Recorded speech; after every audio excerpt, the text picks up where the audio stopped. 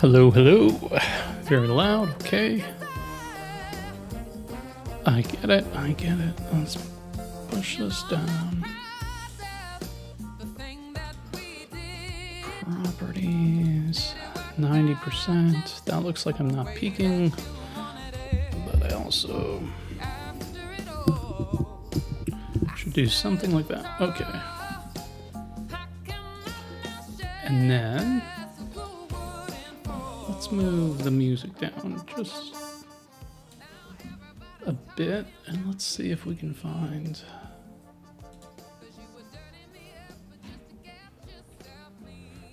something.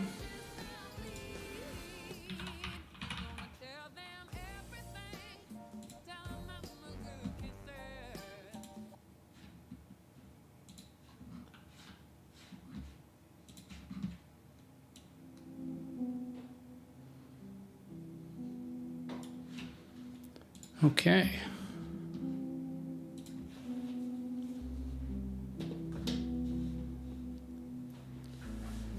Great. So I found something new to me yesterday, which was great. It was a refactoring tool, which I think I'm going to use in all the other files. So I'm not using that. So here's kind of the schema for a tag. I'm not a fan of the name schema, but that's what it produces as a type. So that is what it is. So there's a render field, which says what type of tag it is, HTML tag. The transform function. And then some other stuff, which I guess doesn't matter. And I didn't run this, so let me actually run this. Or I am running it, interesting.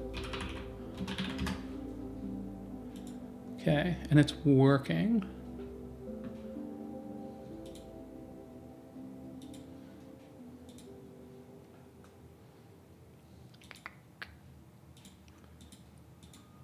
So that's great. So let's think about what I'm doing here. So this,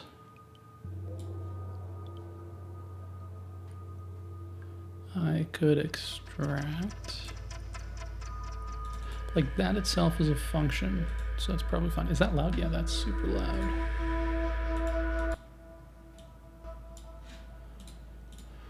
Okay. So I'm going to use this constantly.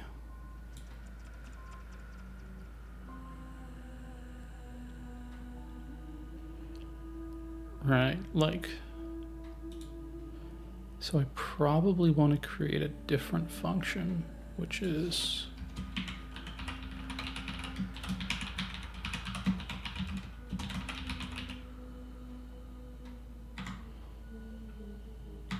yes.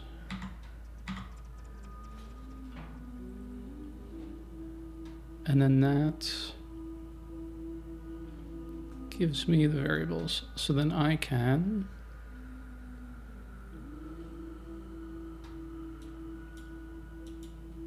use this.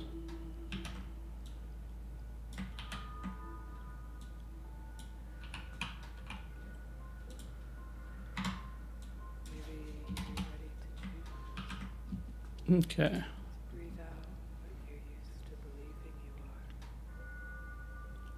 That is a bit nicer. So this line only does one thing. It extracts source directory, which I use in the subsequent line. Relative paths I don't use, but okay, so then maybe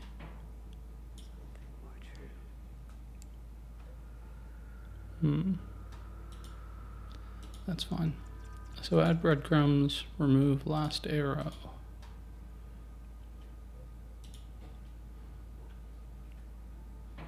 Okay, that's good. And then return the nav tag. And then this is really interesting, but I guess I can use async transforms. That's like one thing that I made work that didn't work by default because it was dependent on being run on the client side, I believe, or potentially run the client side. So let's think here. Now get relative path. This needs to change. This is not always going to be the way that it is. So how do I fix that?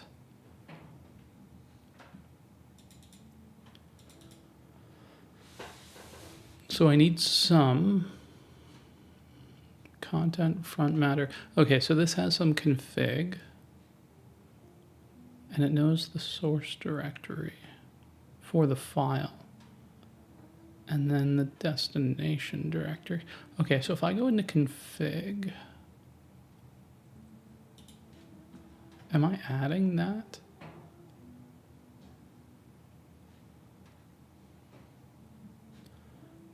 Let's go to build and see what build is doing. Right. And then where's source directory?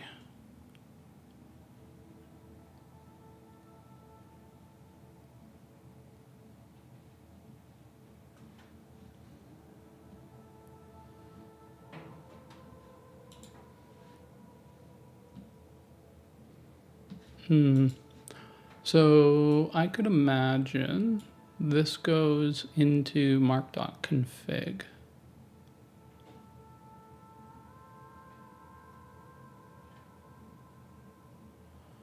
Or this doesn't really concern itself with mark.config, does it? No, because it's this that does compile mark.doc document. So let's take a look at that.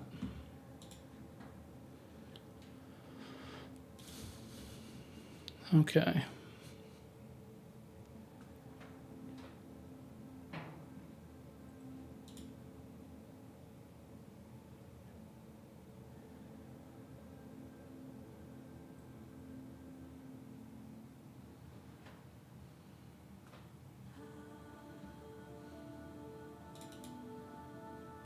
Oh, I see.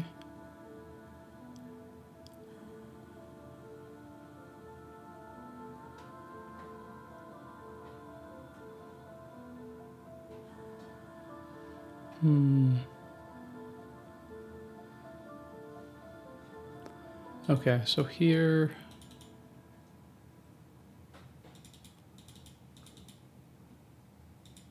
I probably need to add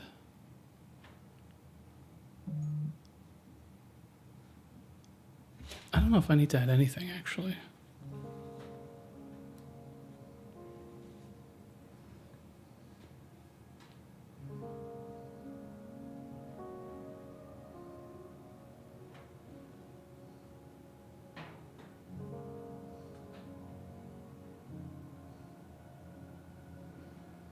I don't think I need to add anything.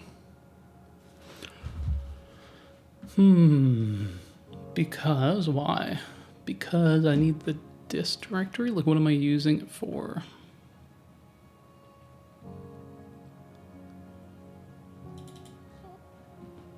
Oh no, I'm using it from content.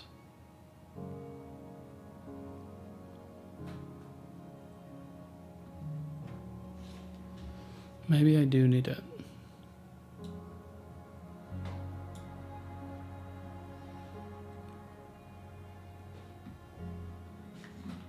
Oh, and what's the issue here? Oh, right, I didn't fix. Okay, so let's fix the actual error we're getting, and then we can refactor. So the error we're getting, actually, I don't know if, just run this again, we get the same error. Yeah, we do, okay. So it's because I'm doing this index.md. So I'm looking at the relative path, and I'm assuming there's an index.md. And what I need to do is actually get the file name. Is that what the, yeah.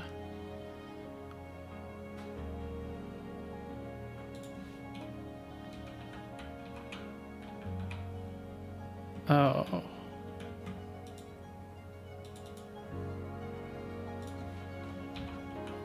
That should probably go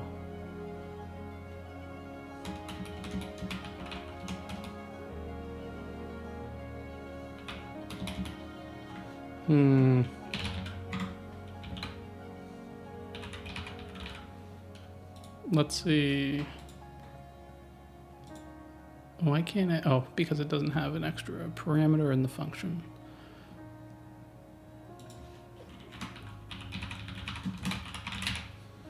So we'll need to figure this out, but this.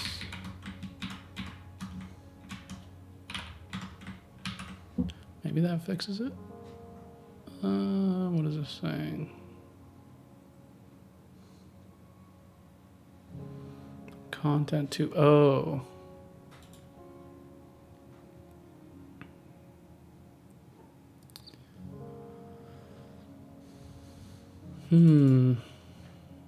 So this is just completely wrong.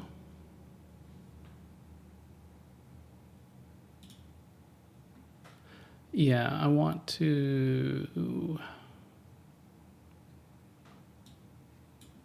get rid of that. I think I just want to get rid of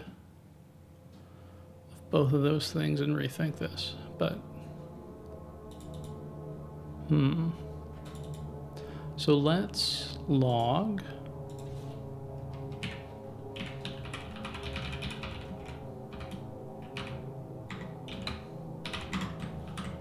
both of those and see what we have. Okay, so there's no relative path and index. That works, that works. And then this. So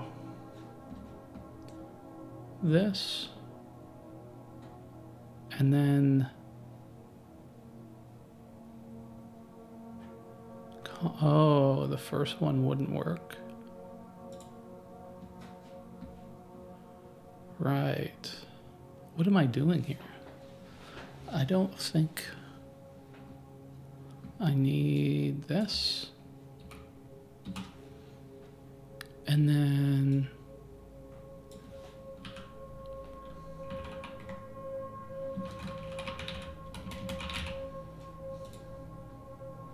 maybe just that, and get rid of this. And then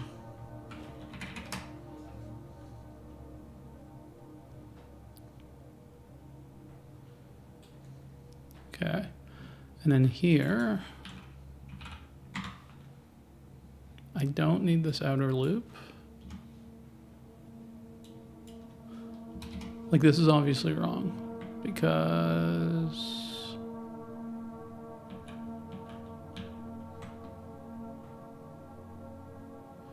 I need to know, can I get it from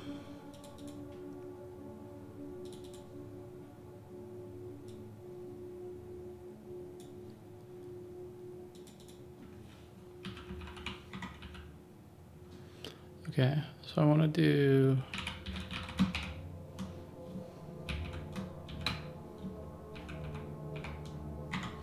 do that, but I want this.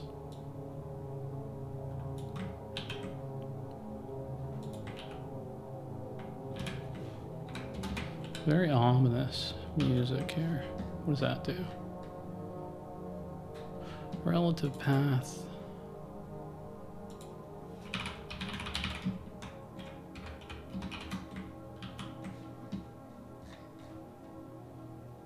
Okay, and then the same issue, but now it's a little closer and we've removed a function. Is there like better?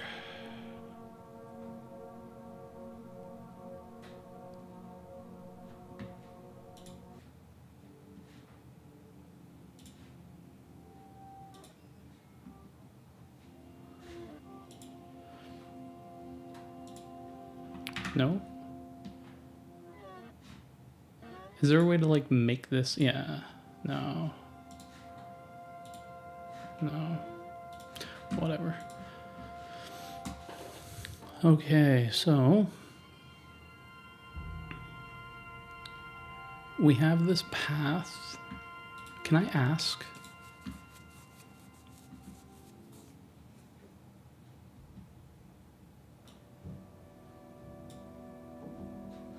So it must be logging those. It is. So I guess I can say content directory and add that to variables.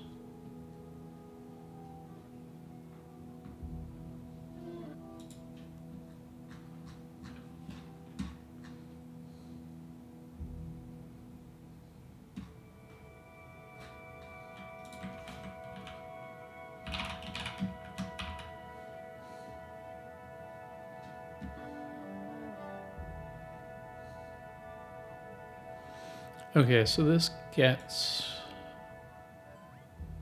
a destination directory.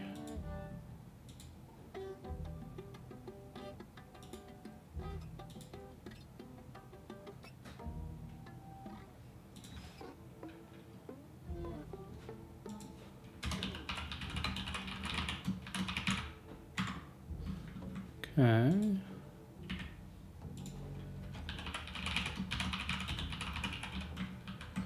And then here, or not here, here, we can say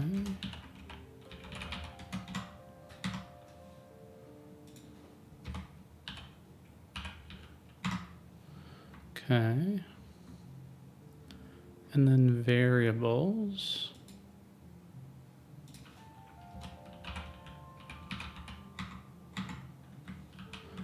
And then here,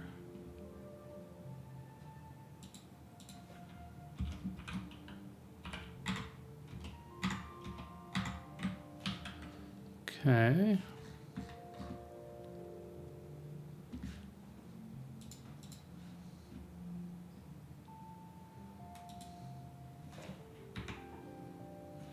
And then I'm using enough of these.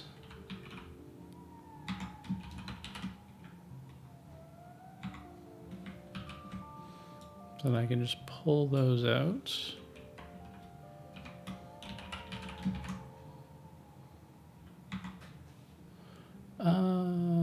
Do I need to do it that way? No, I don't.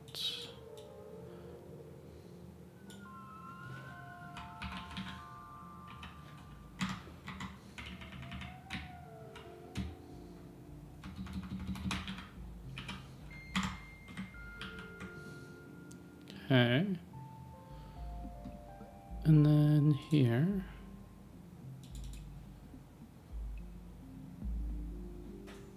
I just need variables.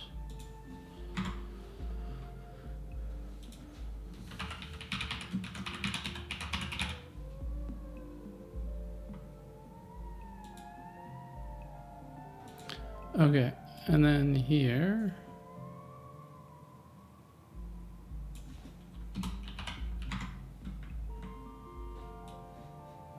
And we'll be like back at the same issue, hopefully. Must not have additional properties. I thought I just added, oh, wait. Oh, I'm changing the wrong.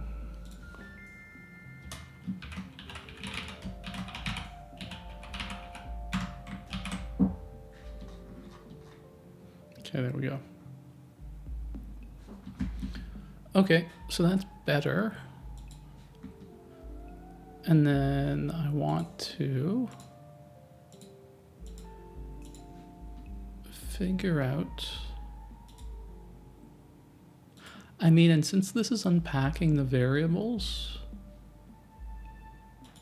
I can just do that. And then this can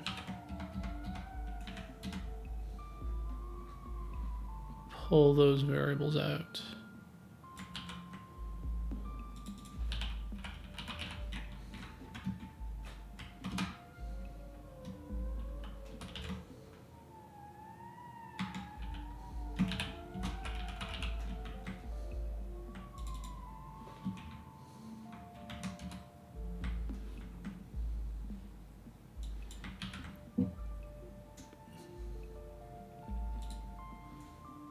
Okay. Why is this string? Oh, required equals true.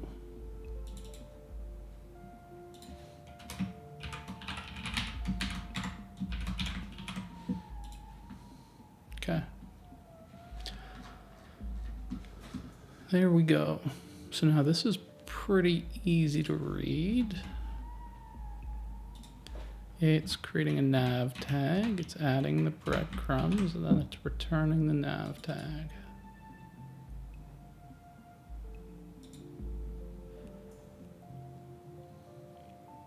And then we need to fix these functions. So add breadcrumbs.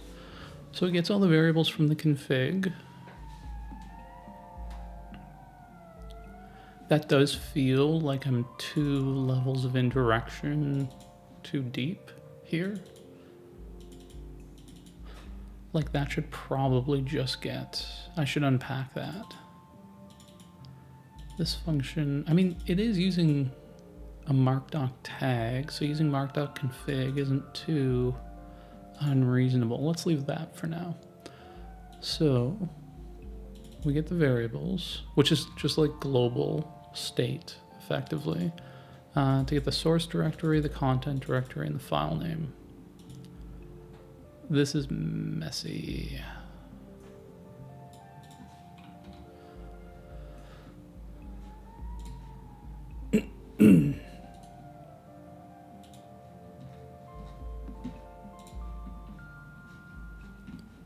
Okay, so what do we need to do here? So we've got some file. Oh, I see. So we just want to split.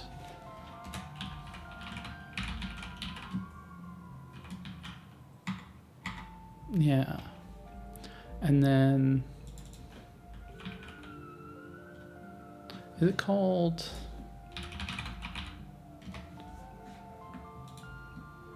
Yeah, what is this? There's like a thing. Yeah, okay. So path name. And then, so this whole thing is called the path name. And then each individual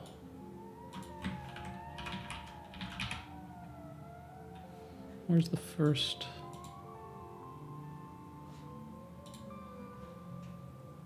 The entire path section.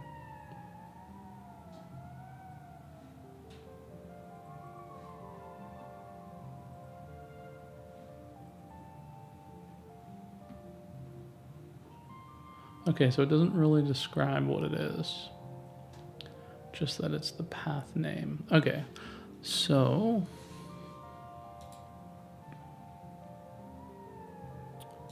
what is the file? I can't remember, but okay, so now we have the path name. And then, and this isn't really what I want to do. So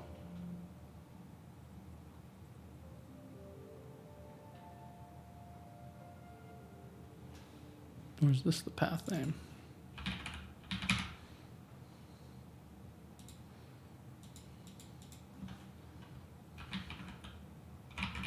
Path part of path name dot split. Yes.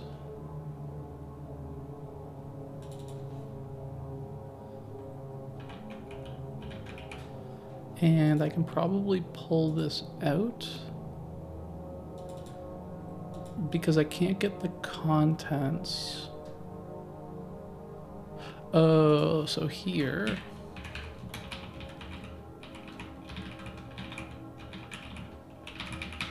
That's what I'm doing, I think.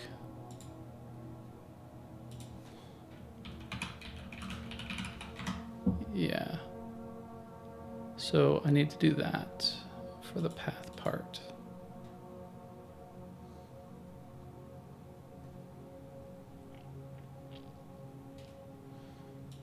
And then what is this?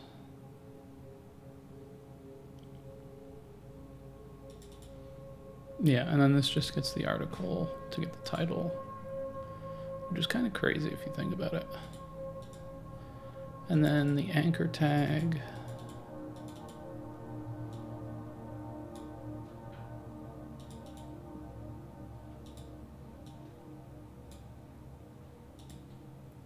Pushes the title.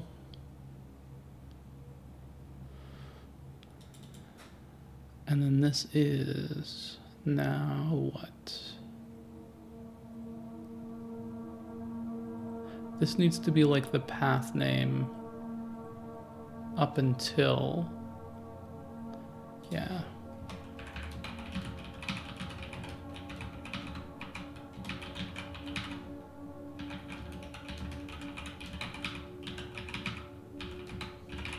Yeah.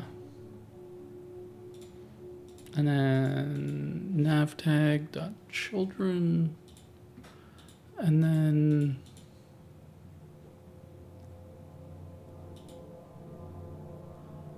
I think this guy can go there.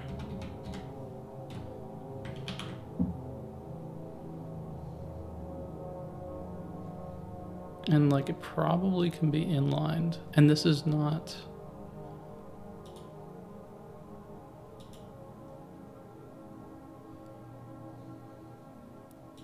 If nav tag dot children dot length is greater than 0, okay. So we have the opportunity to have an arrow.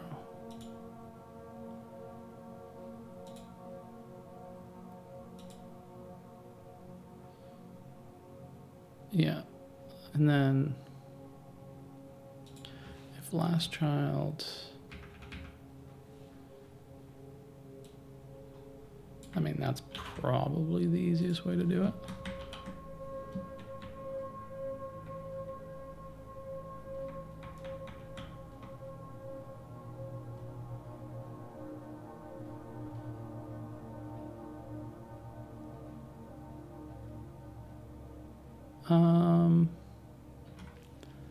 Can I just do, oh no, I need a span.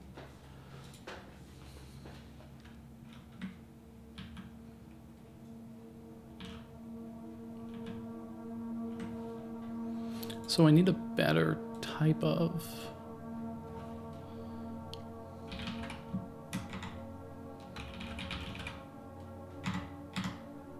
okay, there we go.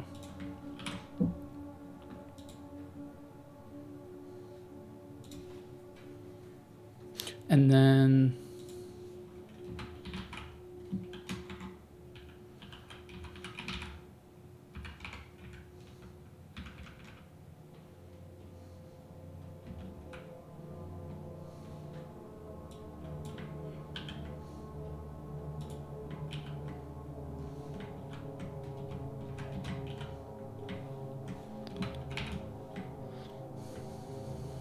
so I need to do that first.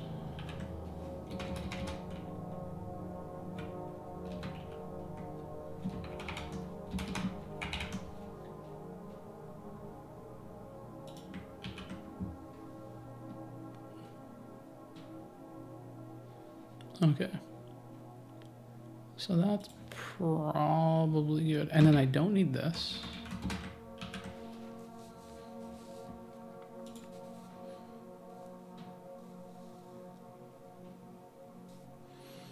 Cool. So that is all good.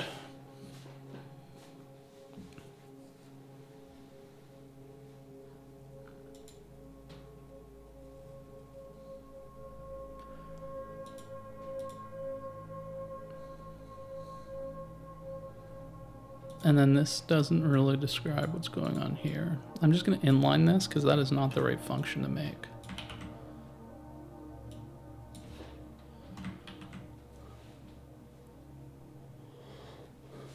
Okay, so now I've got two issues here.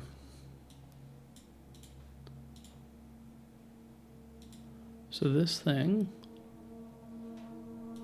so really the problem is here. I need to keep track of where I am. So I probably don't want to do a for of, right? I'm not doing an await, am I? Or am I? I am, but I don't need to. I don't know why this is async.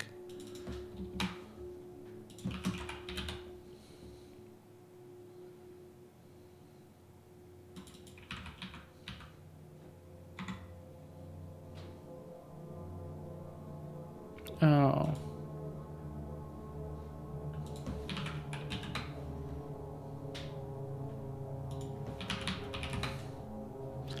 Fine.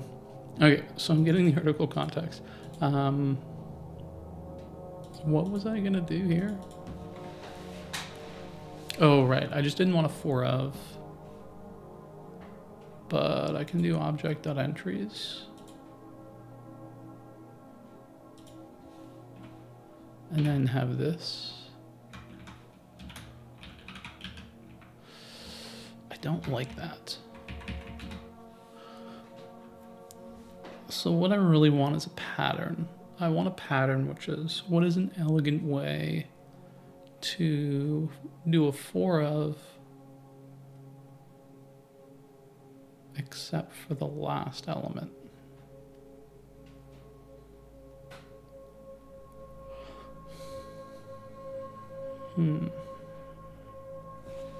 Okay, so there's probably, what's the biggest hacky way to do that? It's this, if path. So extract this into a variable.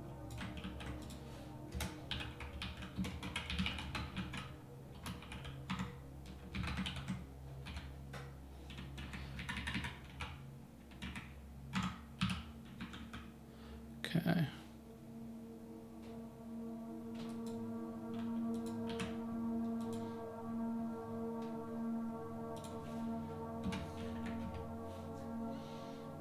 Okay. And then here.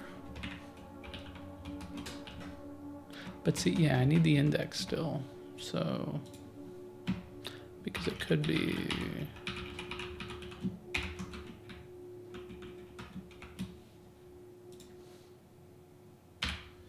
And what does object.entries give you?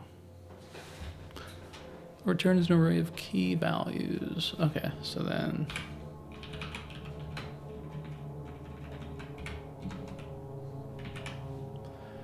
Okay. And then I can say if, yeah, there we go. Okay, so if the index is the last one, then I want to read the file.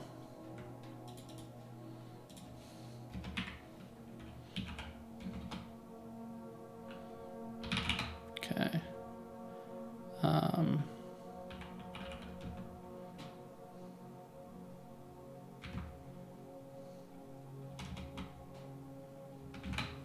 And it's always going to be this.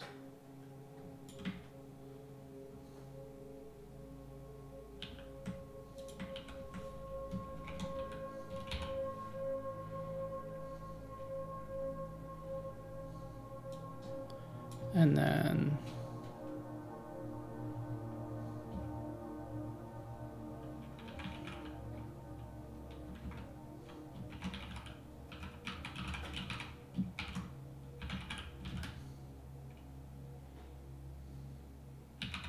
yes, that's right. And then else.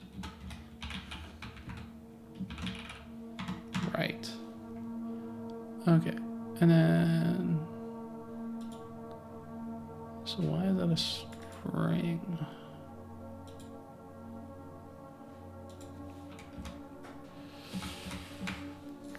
Because it's a key. Okay, so what does that actually do?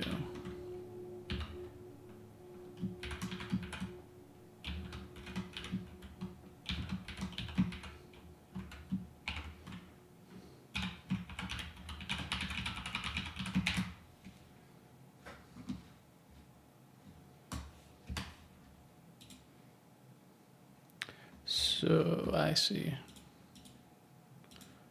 Okay.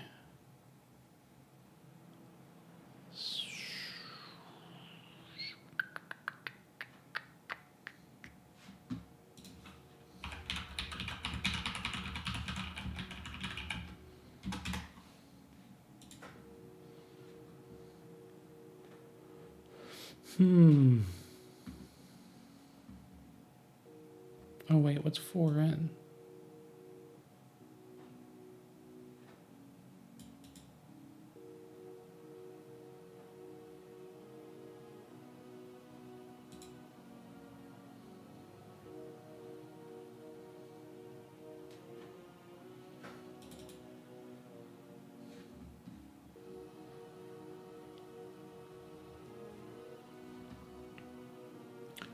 Oh.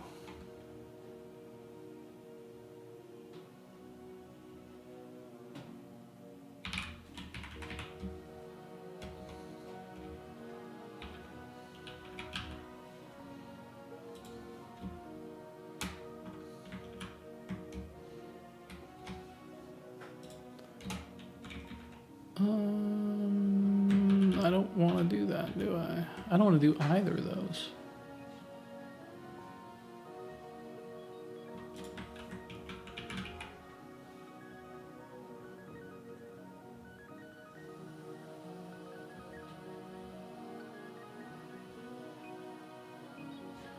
Is that...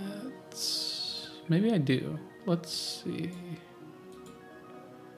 For index and path parts.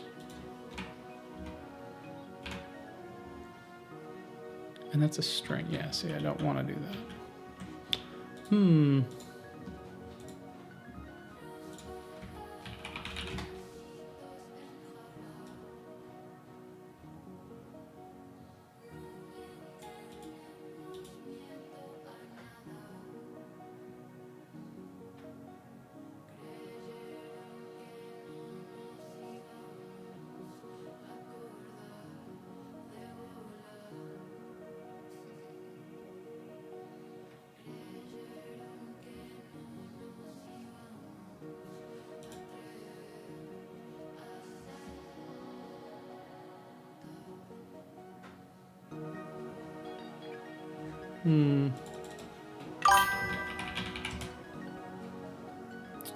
No fault valve. Cheap viewers. Thank you.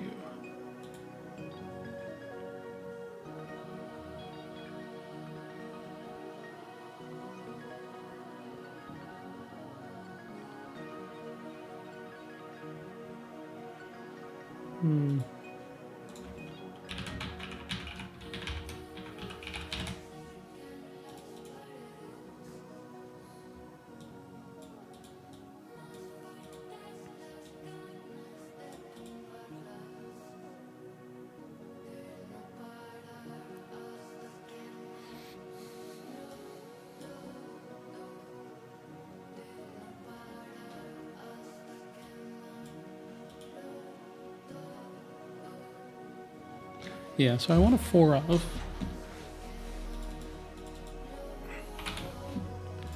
And then I just want to...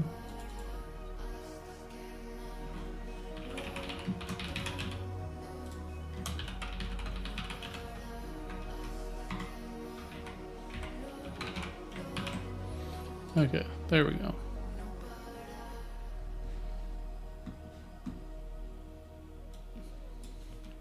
So now,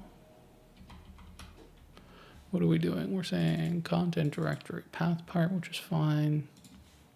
If we're on the last one, resolve with file name, otherwise resolve with index. And then we're saying here, the content's okay, we're reading the file, we're getting this. This needs to be the relative path up until the current path part.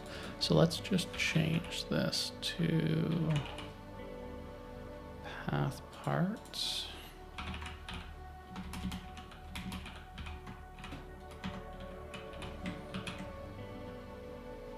Okay. Right. And that is because, what are we doing here? So, right, so we're saying the content directory, and what I need is the built up, I need a reduction.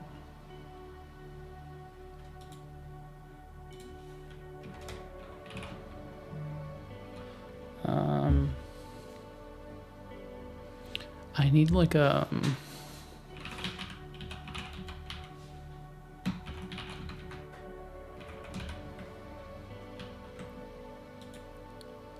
so, and then I can just say if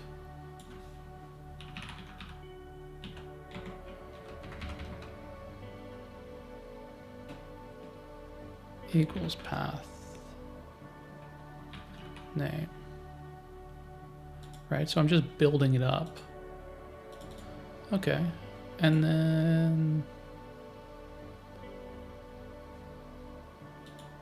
content directory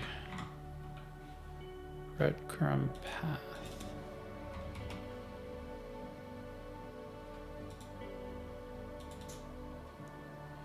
Right. Okay. And I'm not using this anymore. So I can just do this now.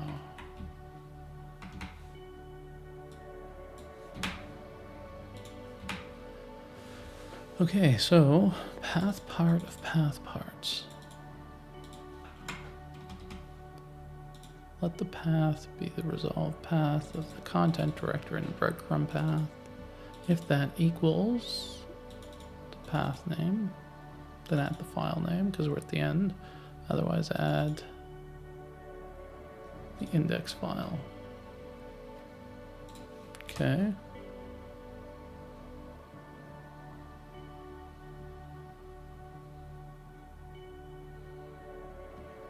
This is like an interesting thing. Is that async?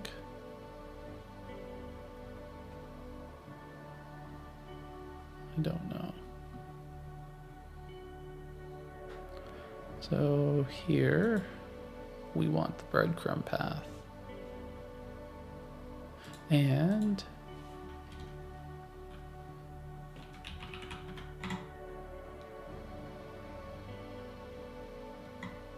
I think that's what I want to do. And that returns a string, right? Yeah.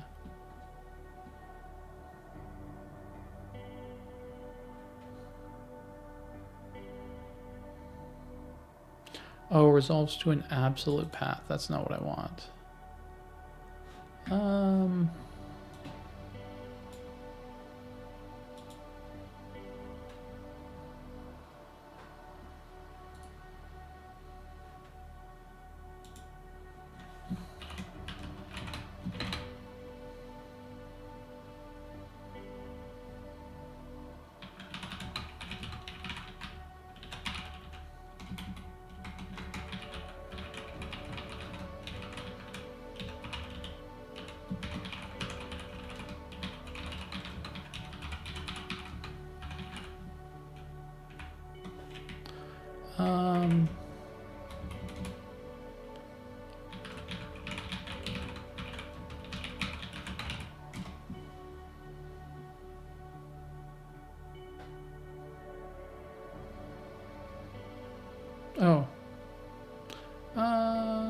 Path.join.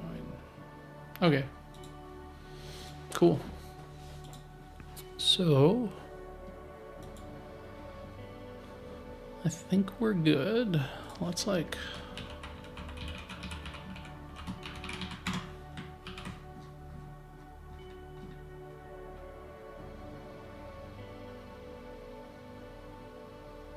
ooh, the dot is not good.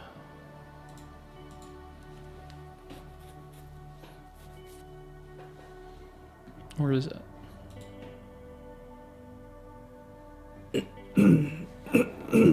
I need like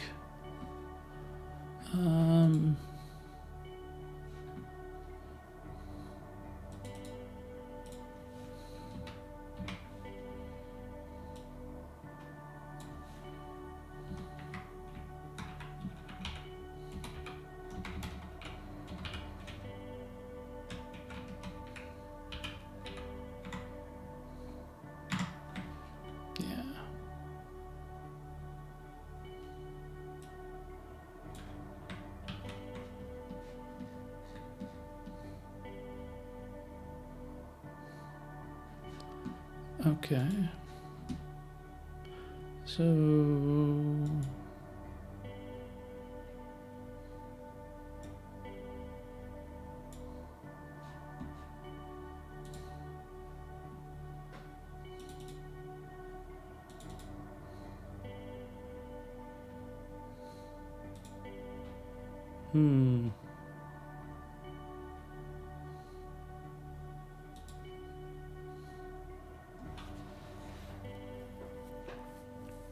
how do I make that what I want it to be? I don't want it to join an empty string.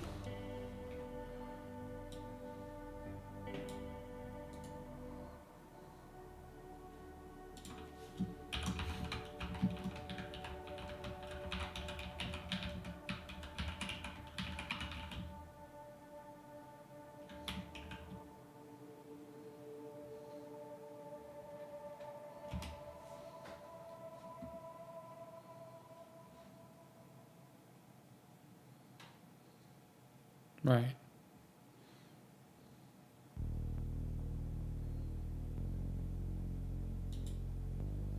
That's a weird way to do it.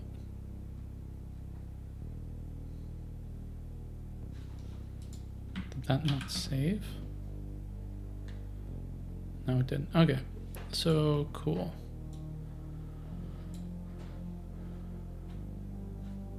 Or maybe I want to say this.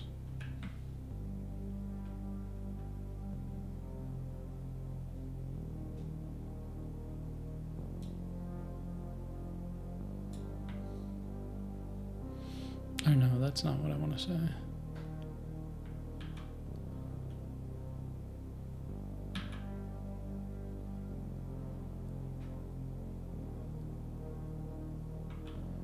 What do I want what is the path name? That's a good question.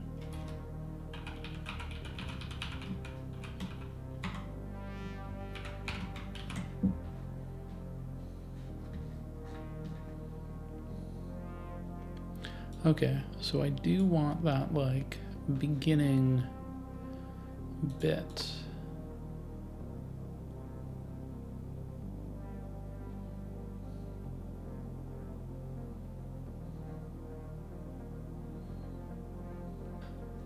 So how do I get that?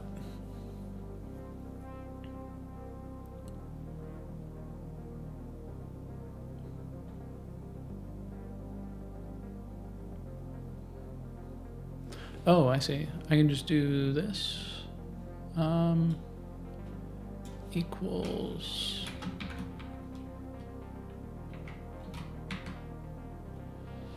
path.separator. No, I want it to be that. Yeah, I want it to be exactly that.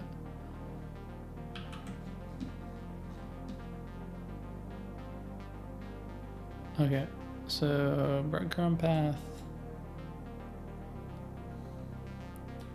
Path name. Oh, interesting.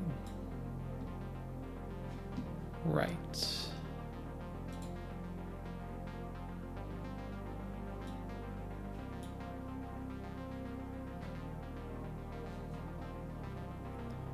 Why is that? Because of the first one. Oh, I see. So I only want to do that. Is it that the split shouldn't have an empty? Yeah. Yeah, I think that's what I want to do.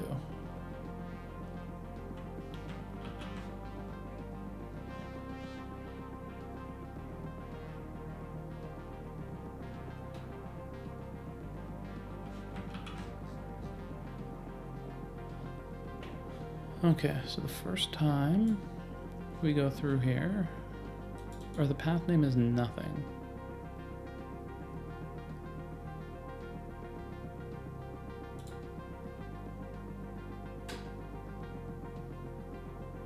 Right. So the path name is nothing, and that's fine. And then the path parts. is also what I want to see. Right, so I do need that not to be filtered because I need to include the first entry. So that works. That's like what I want right there. But how do I include that in the breadcrumb path? So this starts with nothing.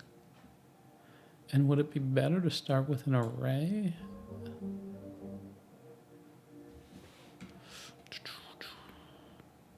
Like, how am I using this? Okay, so I'm seeing if the path ends up becoming the full path. And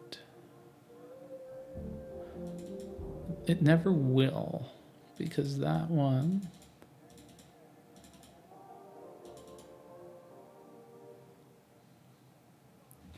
so there's like some weird bit about URLs that I'm figuring out here, which is when you remove the content. Oh, what if I do that? What would that? I don't know. Split on. Right, so it would give me 2, and that's not what I want. Okay, so I think that part's fine. This part is not.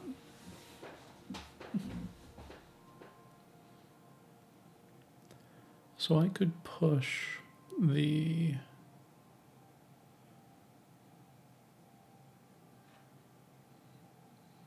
I could treat that as an array.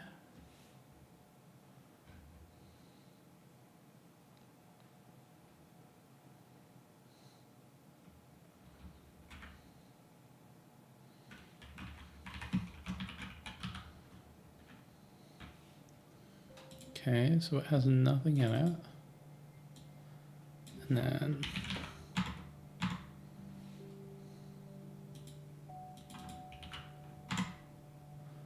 okay.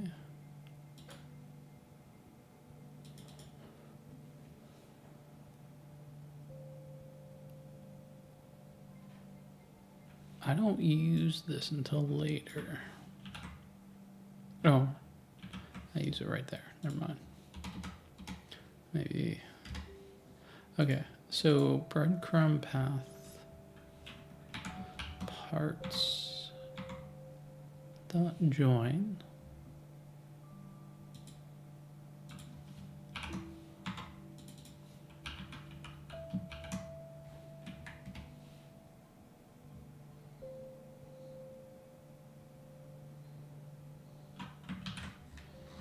What does that do? Okay, so path name, path parts, breadcrumb, path parts. So those two are the same. Zettelkasten, path parts. Breadcrumb, path parts. Okay, so those become the same. So that seems rational. And I'm just missing here where I read the file. This should be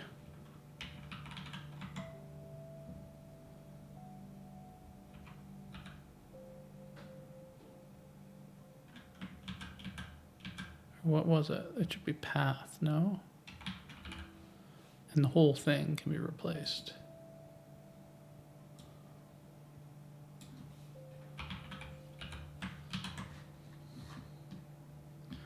Okay.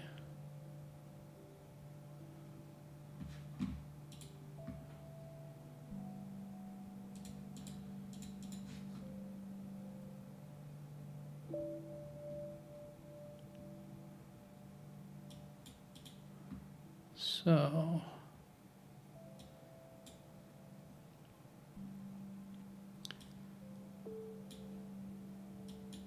this guy is happening where?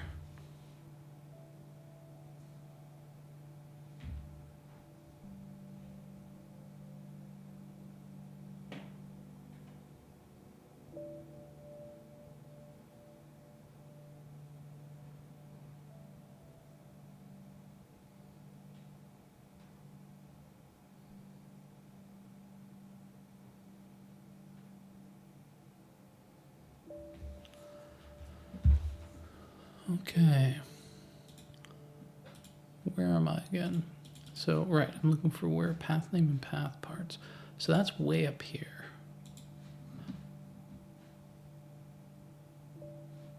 And then it's going into each of the path parts. So then the breadcrumb path parts has an empty, which is the base, and then it has the base plus the folder. Okay, and then here I'm saying, does this equal? And these are not equal.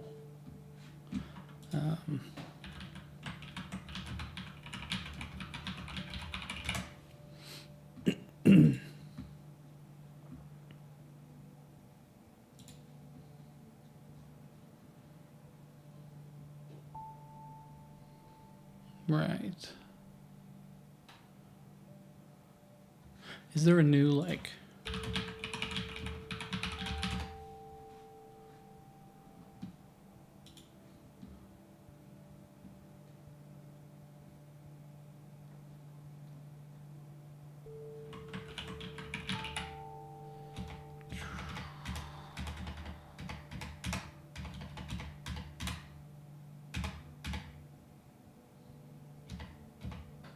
okay.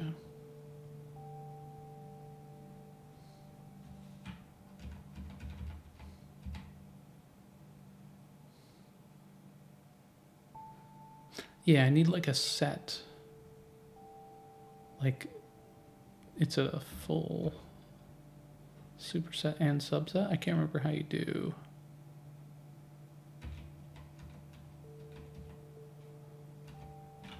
Whatever.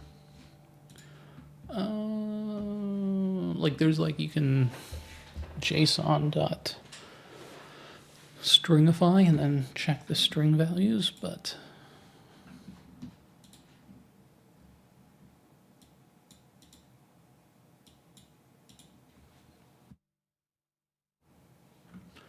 if A equals no, oh my God.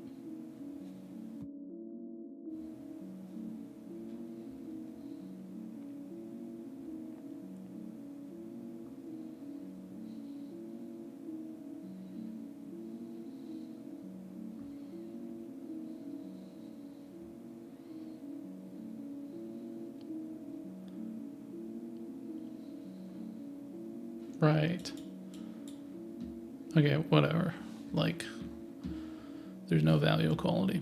So, what do I really want to do? I can probably just join them, right? Like, I can do the join, but. And this is saying it can't find the index, right? It can't find the index because these are not doubly equal. So can I do it on path name? So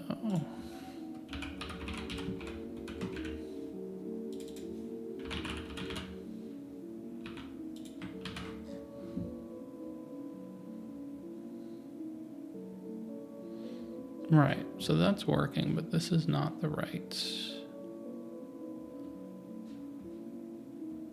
So path equals content directory. So let's console.log the content directory.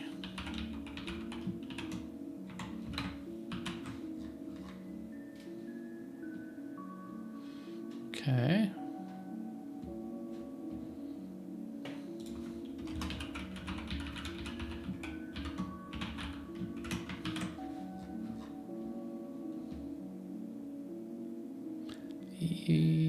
That works. Oh, weird. At some point. Oh, am I not doing...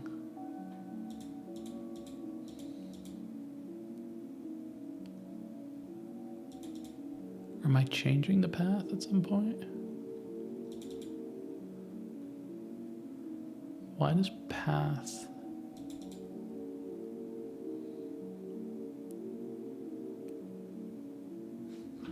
What's going on?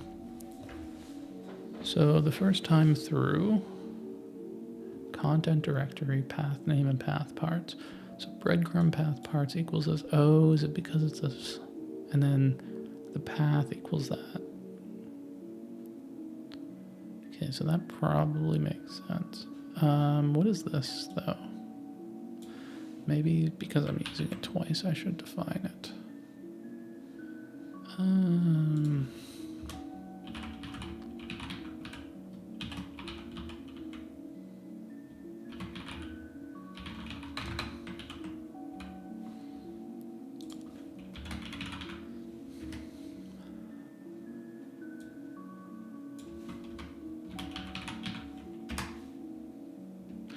Why am I doing that? What?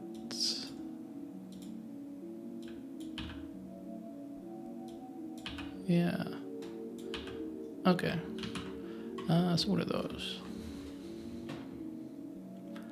So, okay, so that equals nothing. And then as soon as I add,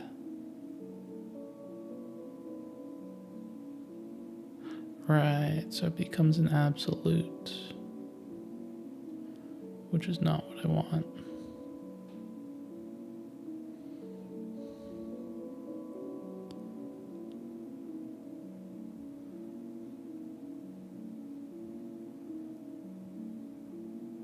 So the first time works.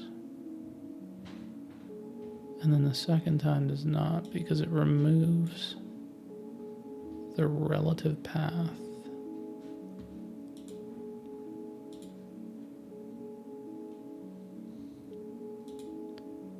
So this is, okay, so I'm dealing with a file system and I'm dealing with a URL. And I think that's the issue because what's happening here is for this guy, I need a relative path on a file system. So breadcrumb,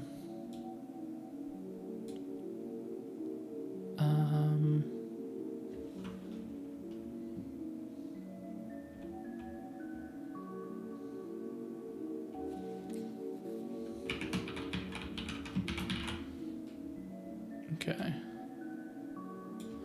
And then this is,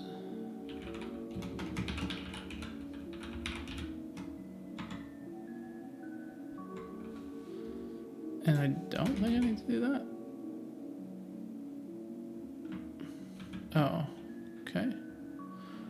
And then here,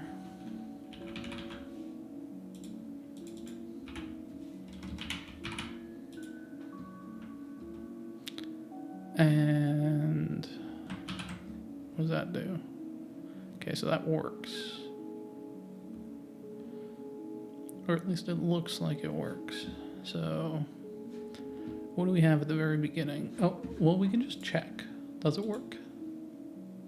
That doesn't work. But that does work. Right.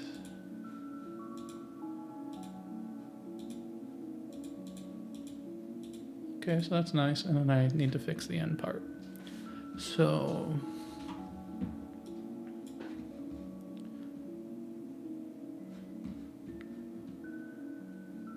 what am I doing? So I'm getting rid of the last arrow for sure. And then I'm saying, oh, here's wrong. So I'm saying if the last child is a mark.tag, tag, and then that's not relevant. Right, there we go. Okay. Ooh, that didn't work.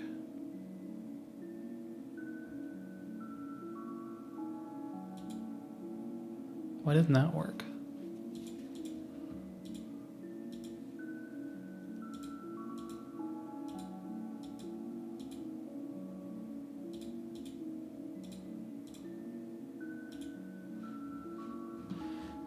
What's happening with Zittelkasten?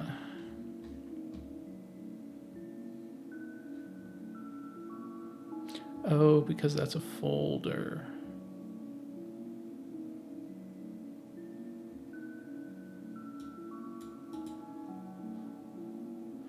I see. And because that's a note, so how do I fix that? So what's the condition I'm using? I'm saying if you join all those parts. Right, I'm doing that later too, right? Or no, I'm not.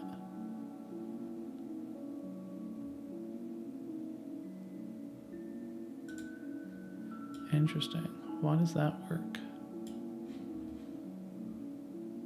I feel like this won't work in the future if I have more than one depth. So I can check that quickly. I can like add another folder inside of this guy.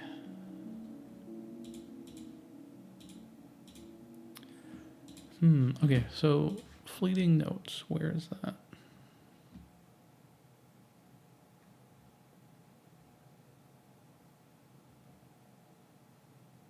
Here it is. Okay, so the Zettelkästen, then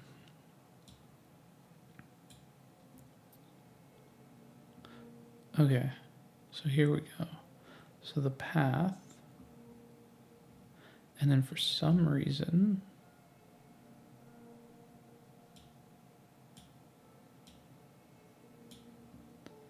it is not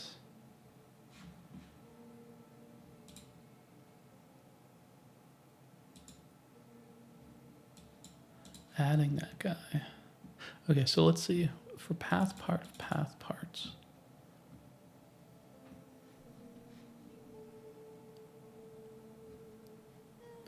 Okay, so there's two.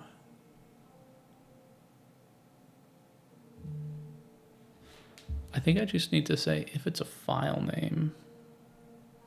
Like if we've reached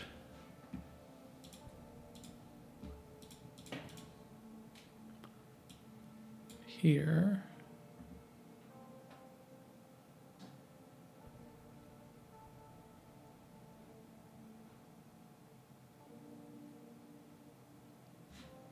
Actually, what do we have? So, yeah, that didn't do anything special. So what's going on there? So we're getting the parts for each part, and the parts here are, for this guy, we got the right path, like that's the path we want. And the relative breadcrumb path parts are those two, which is true. Content directory, path name, path parts. Oh, the path parts need to be inclusive of the file name.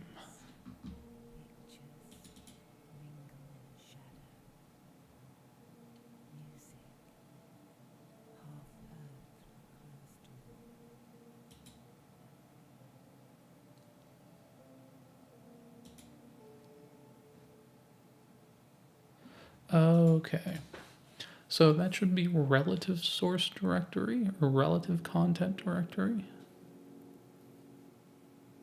Oh no, relative source directory. Oh no, but I need this. Okay, so then.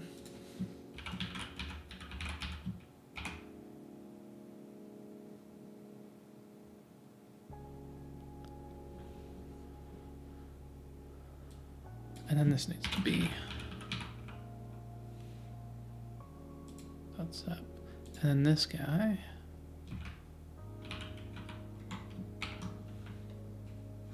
What does that do? Okay, so then the only issue I have is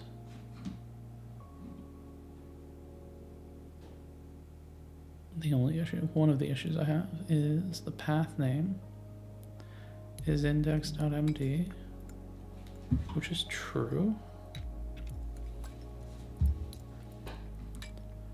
And the path parts is just, oh, but it's the path parts. So if it's I see, okay. So this like conditional is correct. Let me get rid of this. This conditional is correct, what I'm doing here, but I need to think through that a bit more. So like here, what I'm actually saying is, if I'm at the last node, right? If I'm at the last node, then get the file name. But like, there's one more thing, which is if the file name is index.md, otherwise, so this is, yeah, so I've got to work with like either a directory or a file, and the file might not be index.md. So I'm missing like the last guy.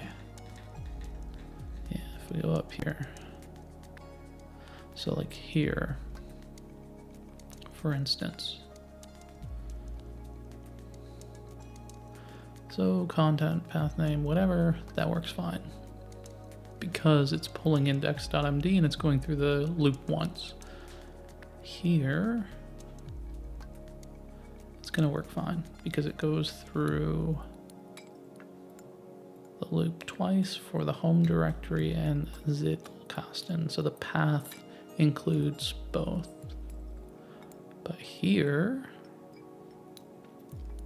this guy does not work because the path is not sufficient. The path and the file need to be added. So there's like almost, if the file name is index. So if I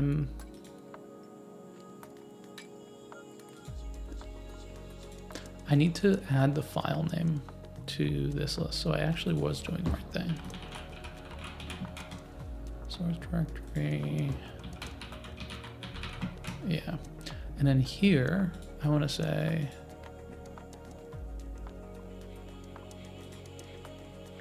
so that should go through it like one more time, and I'll probably in there. Yeah. So what I want to say here is,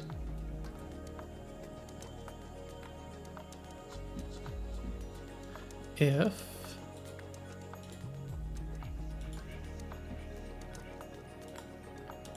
and then this is path parts. So index.md. Right. And then the only part that's a problem is joining that.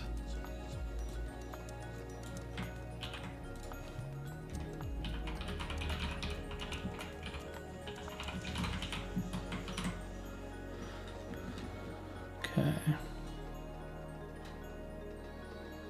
Actually, that's fine. So that equals the correct value.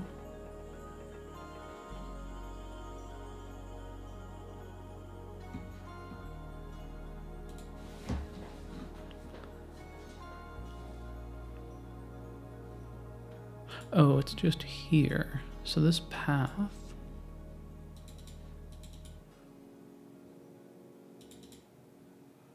right. So it should be the content directory for sure.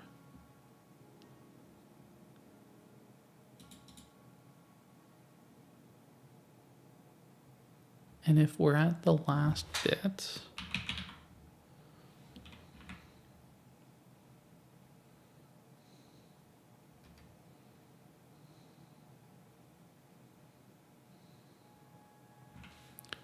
so add everything.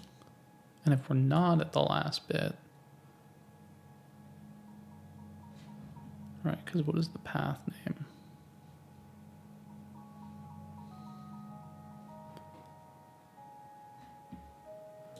Then we want path, okay, so I think, oh no, that's definitely not true. This is true. Maybe. That might be it.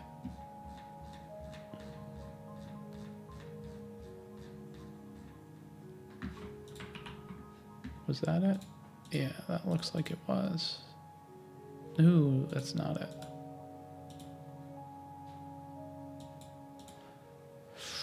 One more now. This definitely works for this guy, but this guy is not it.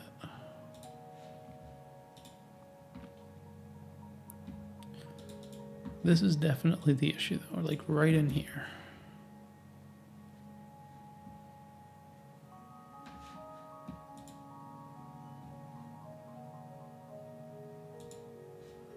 Right. Yeah, and these are definitely flat. Okay, so we solved both problems because this guy needs to be, I can get rid of this now. So this is easier. This is just gonna be,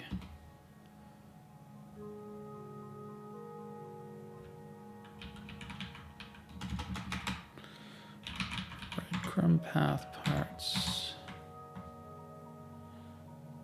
dot join.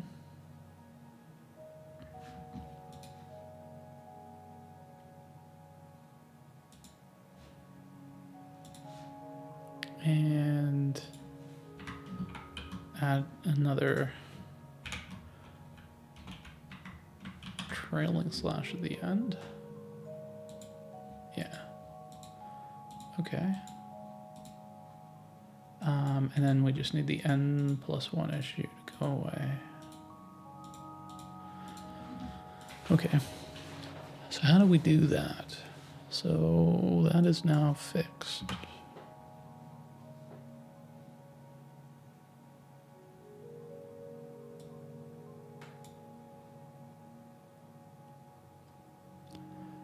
How do we do that? So what is this saying? If breadcrumb path parts dot join equals path name, then the path is the full path. And I'm going, okay, so I'm just going one extra because here, right. So maybe the answer is not to loop over the last guy. If, so, okay, let's think. So this one works. This one works. So it's really this guy. It's if the,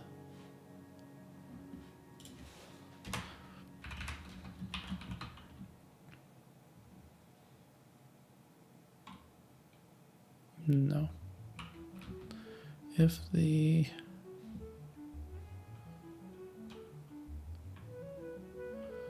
paths are the same and end in an index, we are at a,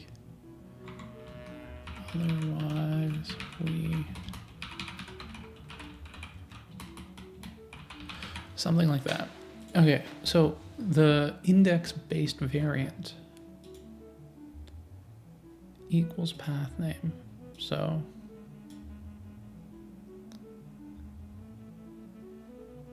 I don't think, so if it equals the path name, I have two conditions. If, yes, that is it.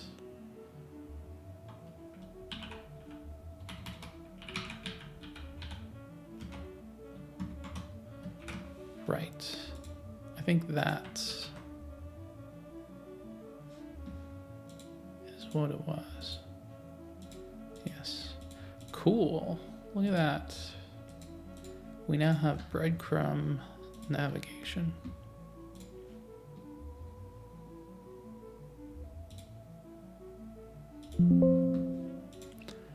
It would be cool if I could auto review all the files. But that's working. And now we can get rid of all sorts of console log statements.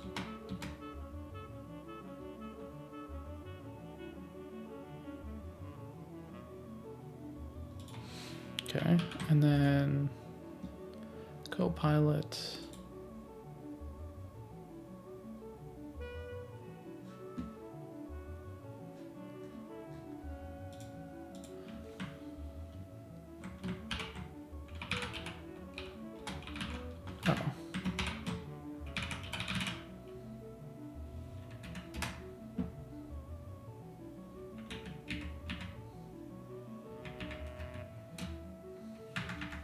How do I review the file?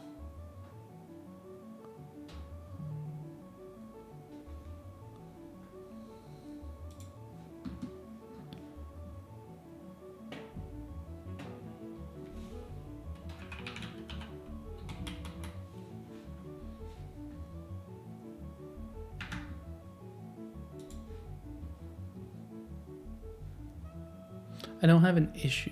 This is like preventative medicine. Like, what are you doing?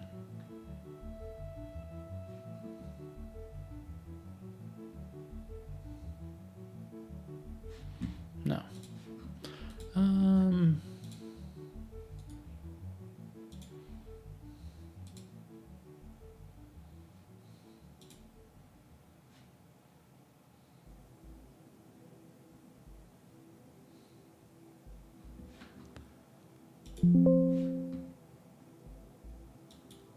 Okay.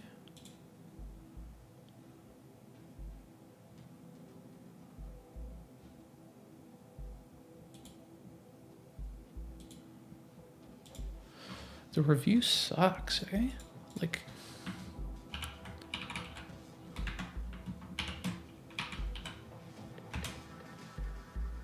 just review everything.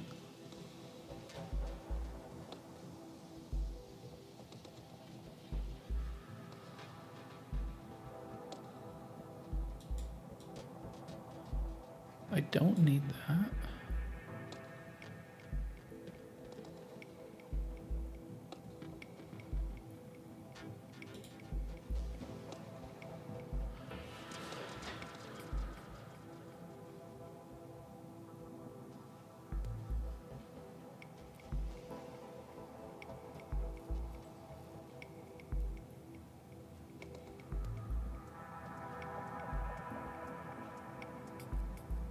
Sure.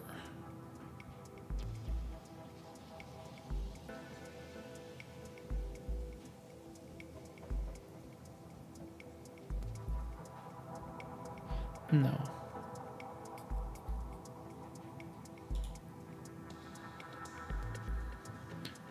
The breadcrumb. Yes, okay. Oh, we got a console log.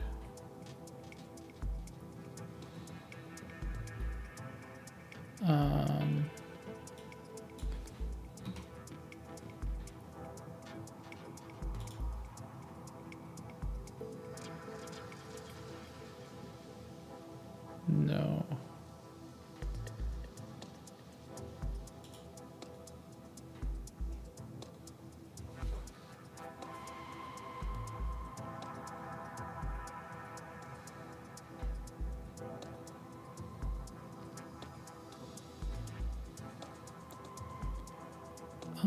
Maybe? Or no, the browser will figure that out, I think.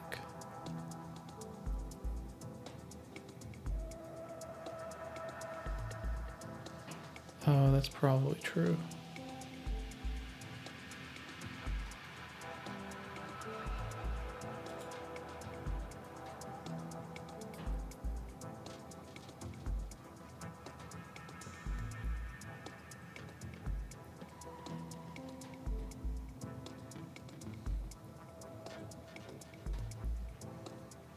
Okay, but that's just this.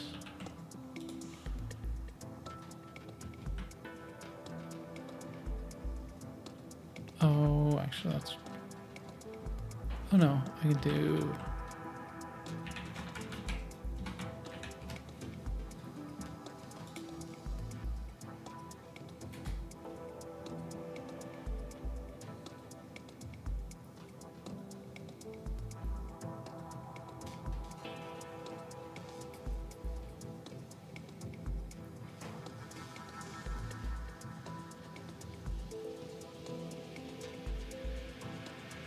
I don't think I need all that.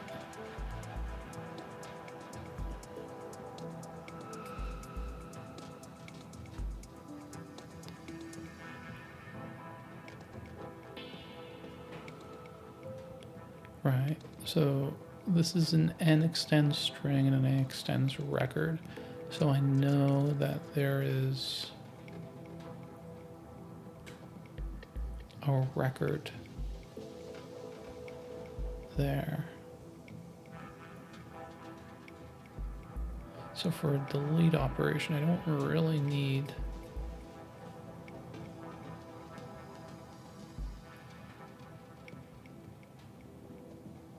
yeah, but I'm checking that it is an instance. This not necessary.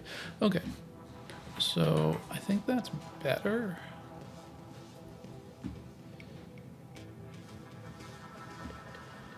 Cool. So add breadcrumbs, get variables. There's a lot of like intermediate variables that I think are interesting. Can I simplify?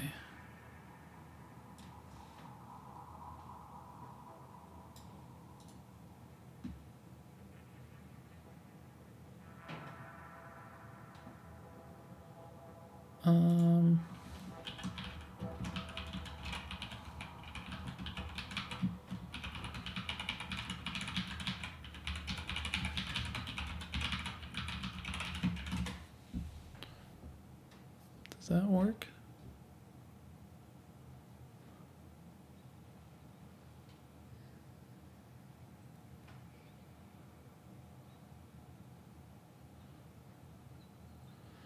Okay, so get all those values, path parts.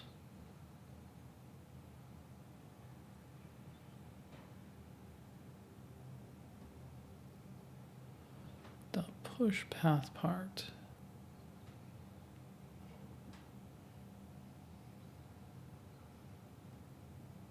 Oh, here's a good is last part. Right, that's better.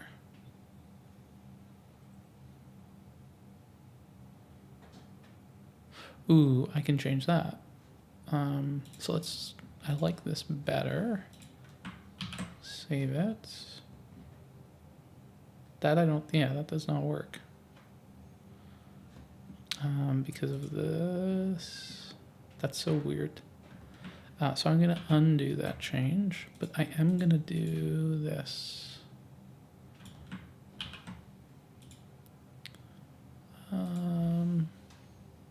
Or wait.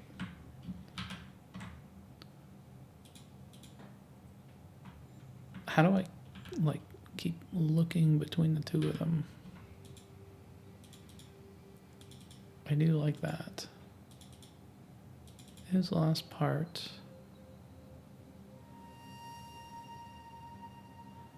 Oh, this is not correct. This isn't continuing.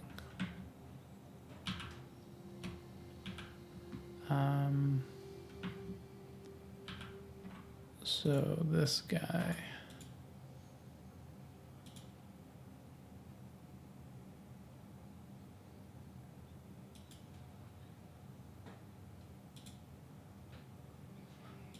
So I need one more.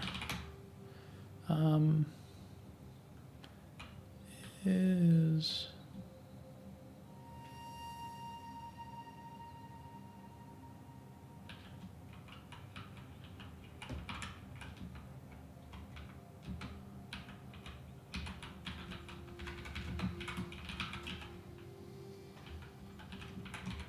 okay. And then I can put that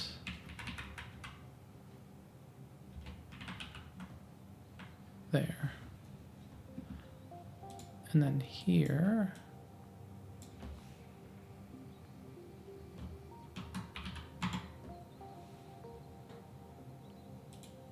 okay, and then here.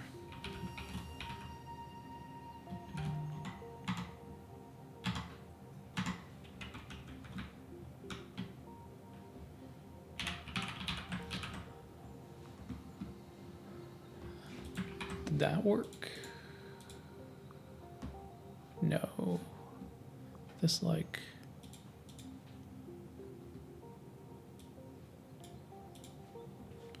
pop does not work.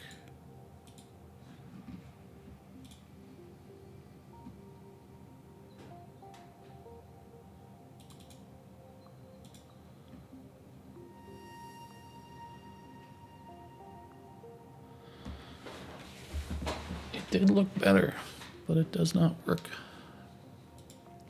Interesting. So this is saying if is last part and isn't a directory. Oh, well, now I know that that isn't going to be the case. So I can just do that.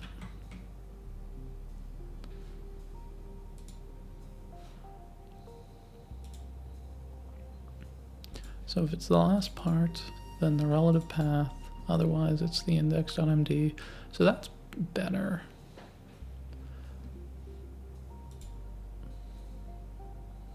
And then that's fine, that's fine, that's fine. The anchor tag is like, that's deceptive.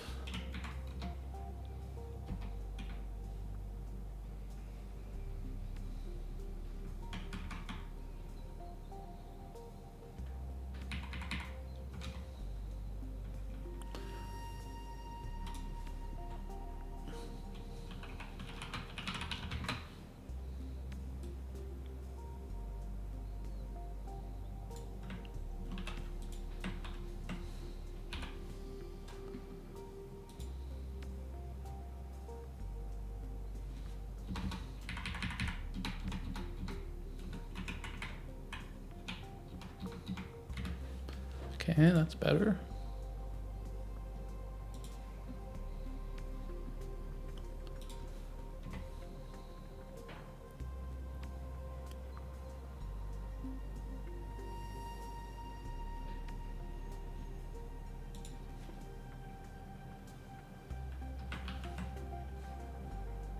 And I still have the like trailing. So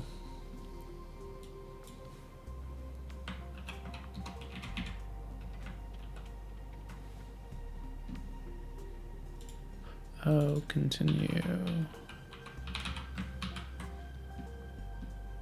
Does continue do what I want? No, it doesn't. I mean, it doesn't really matter.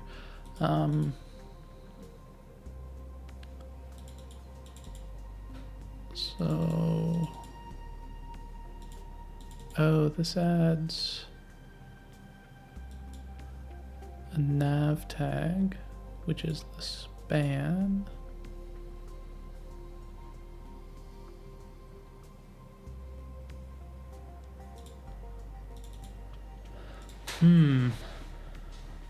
I don't think that's right.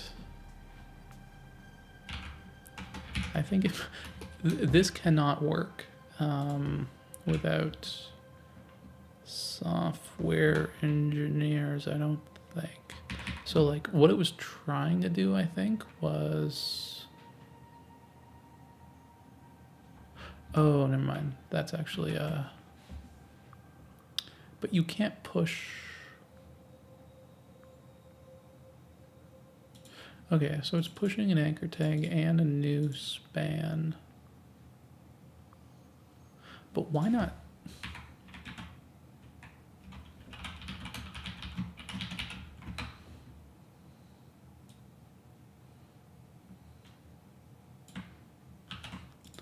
Super confusing why you wouldn't just do that.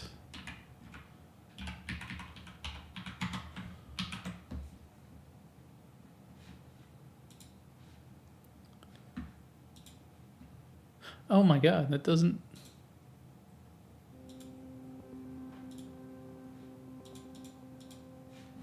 No, this code is not it. I will just refactor my own code. That's crazy. That like introduces super deceptive bugs. That's crazy.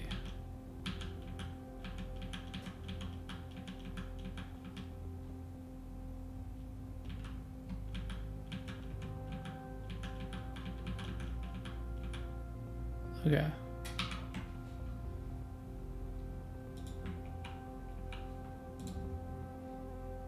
Oh, this still isn't my code.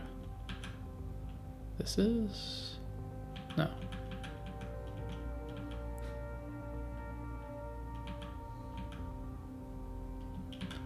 All right, this is.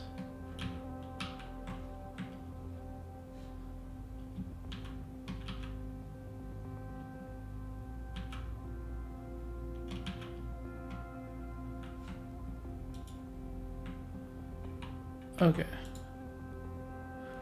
What is up with this guy? I feel like it used to have...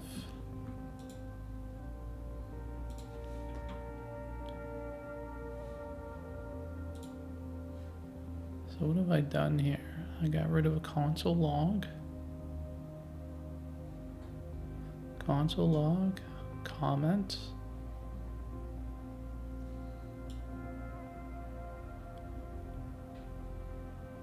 I added that in code. Maybe I'll just like remove that.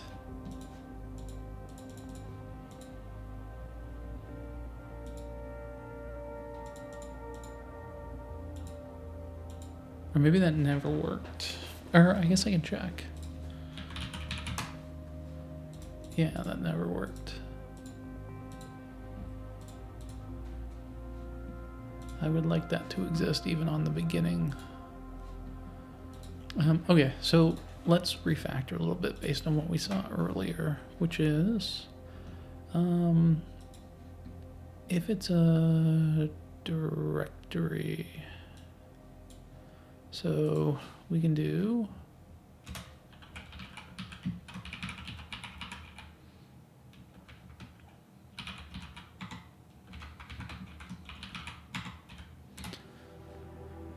okay, and then last part is this.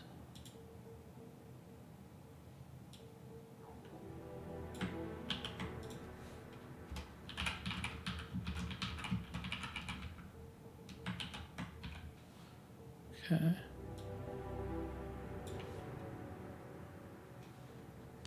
And then we can say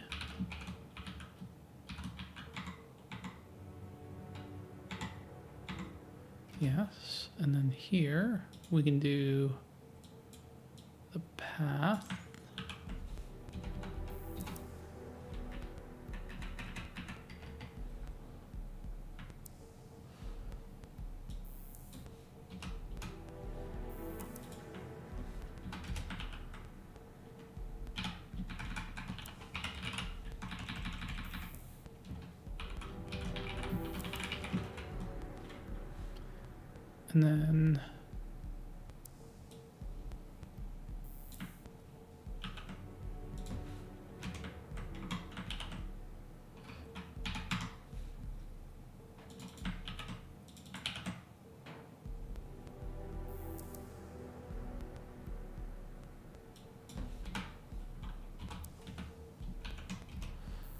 And then this is, I think what it had there was what I want.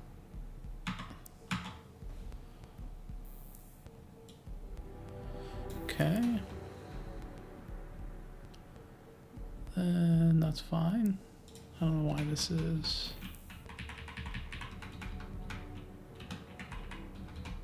Like that. We can do that.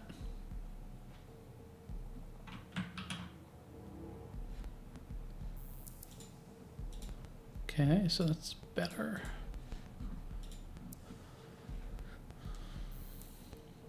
Okay.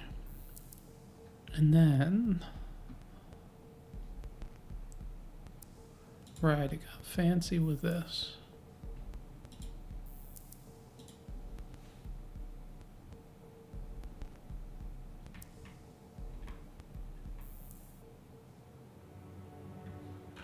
So this is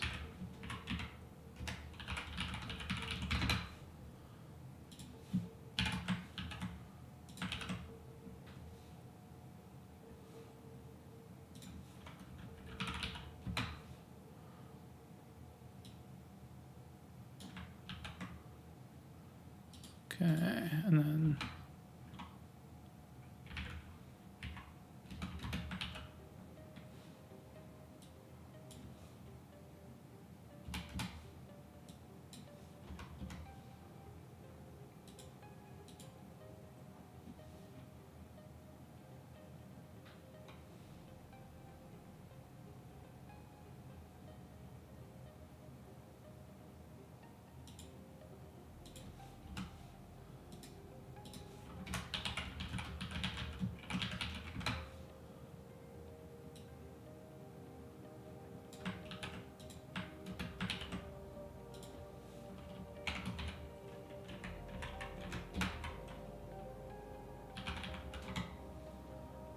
Okay.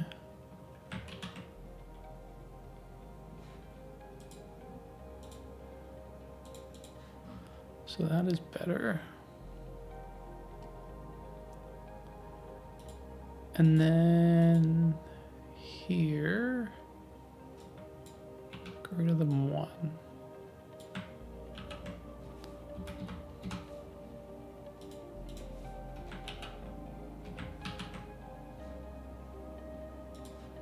Thought that would have fixed this one, but I guess it doesn't. Okay, how do I fix this one?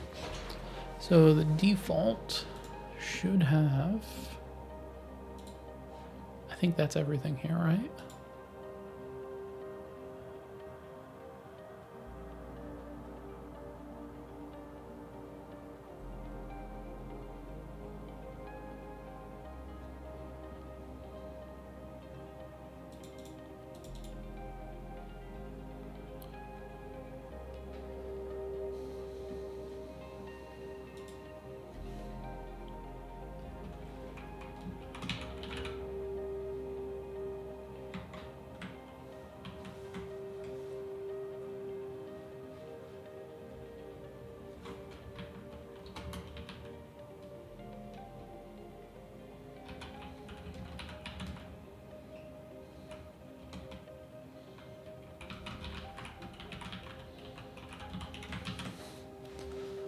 Okay.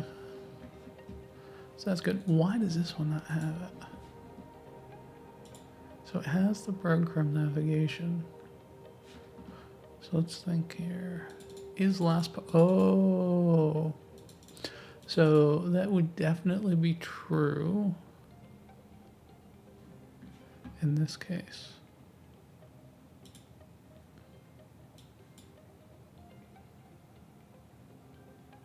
So it assumes somehow that it's gone through once.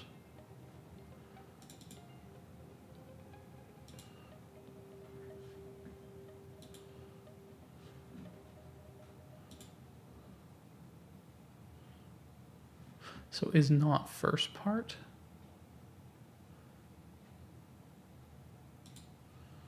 Okay. Const.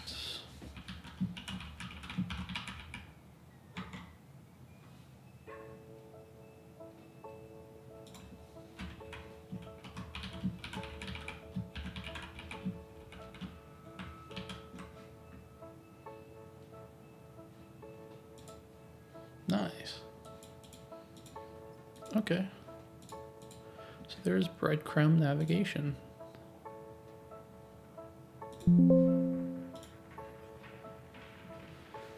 Cool.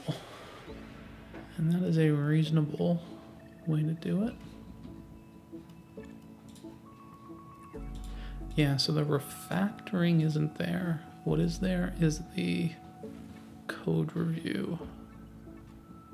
That is like super helpful. Okay, so we're in a good place, I think, with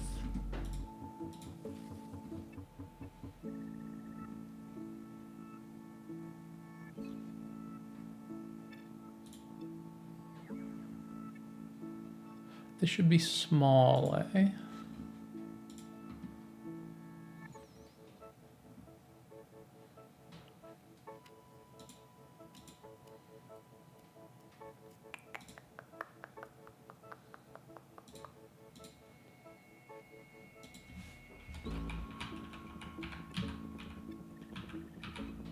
What is,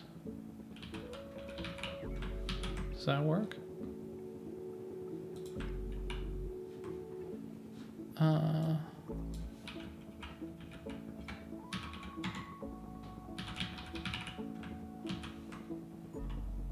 Is it small, smaller, smallest? What is the...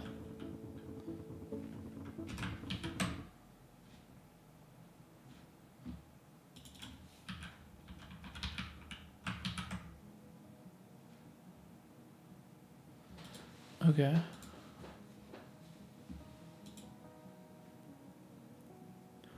And I don't know if I'm a fan of the underline.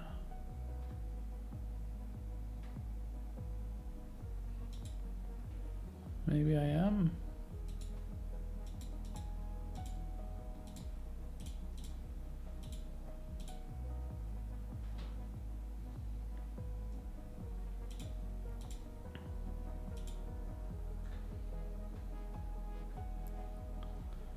Should there always be a to top?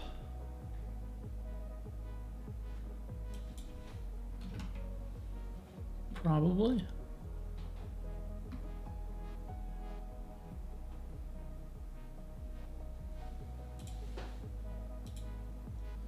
You should be able to press 1.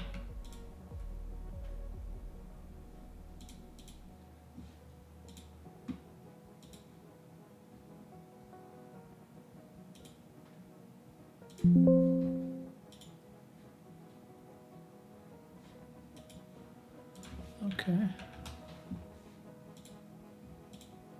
So that should push those changes.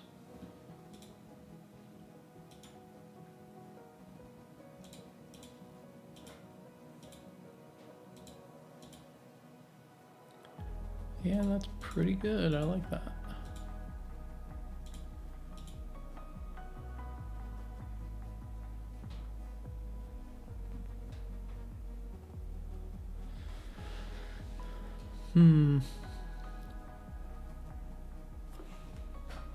Should you have to go up?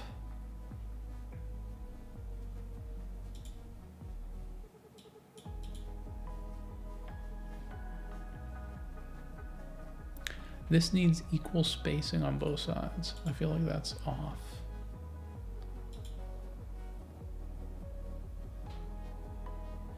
What is the H1?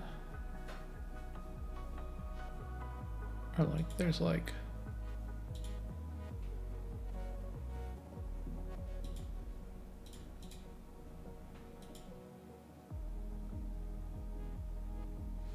oh, there's just like random 0.83 M.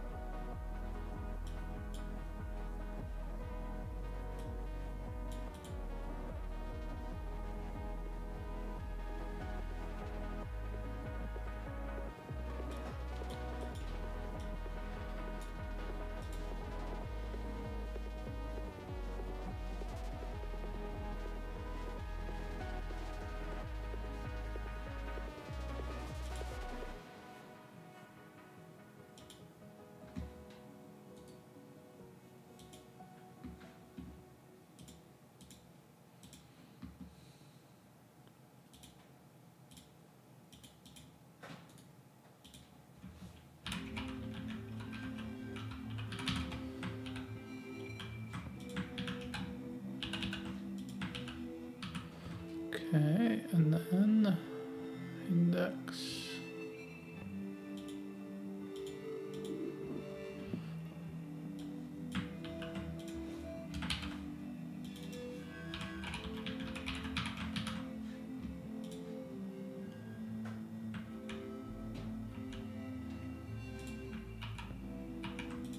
Okay, what did this change? Not much, eh?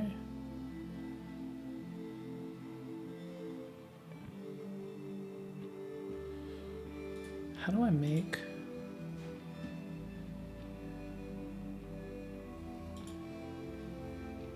So that's 3 rem. And then I want this guy to be 3 rem. Can I just do that?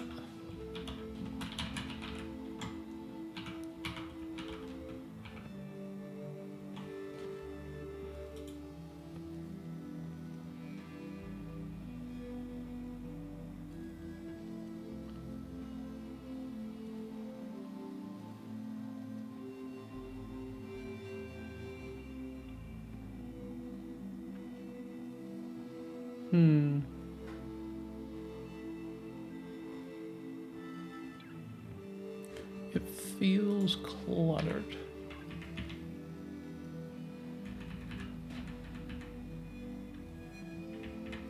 Maybe it does need to be 3M.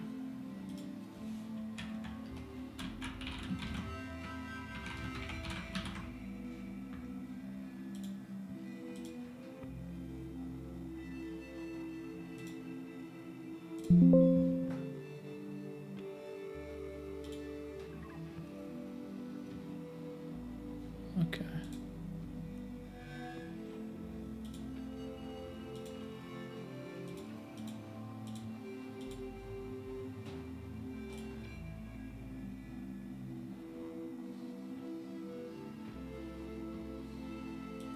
I think having a little link tag by every heading is probably useful.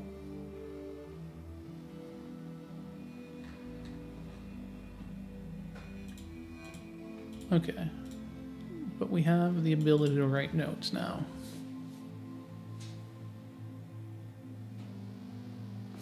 And then this is very important now for notes.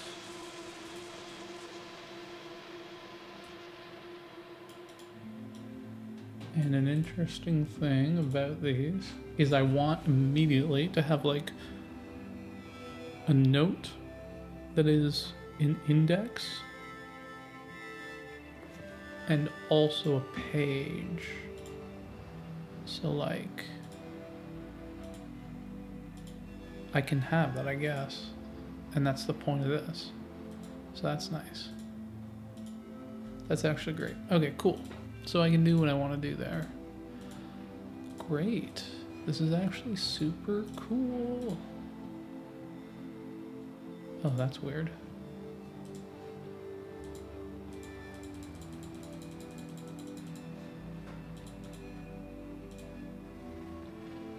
The newest change has not completed. Do I have the actions? No, I don't.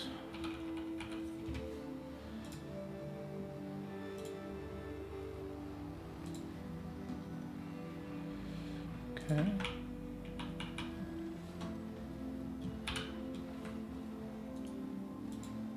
There we go. Okay.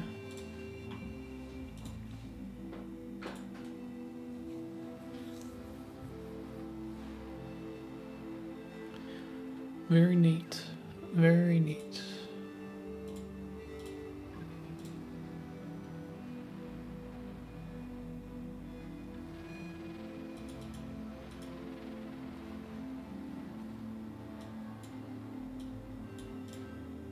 Okay.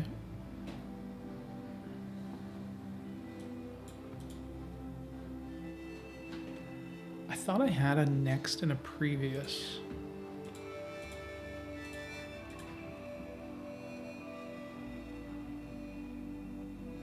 I guess I don't.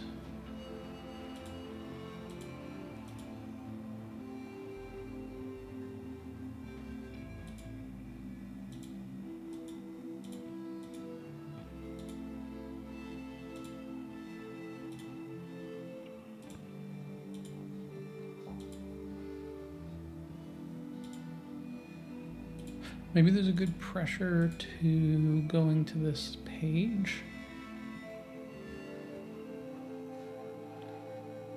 And this could have like a summary. That's so cool. You could use like AI to derive a summary at compile time.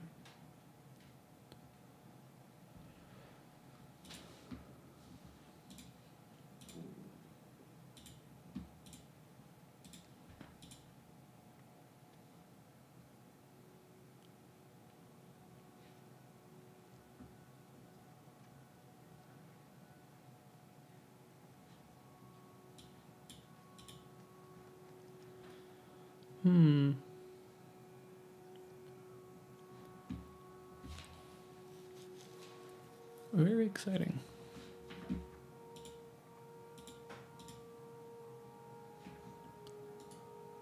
I don't know what to do next. other than start writing notes, which I think is what to do. Because I know I need to add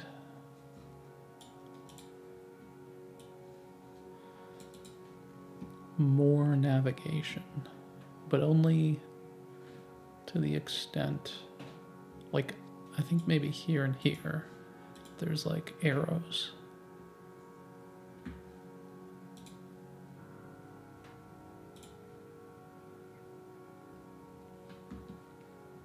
Or maybe down there.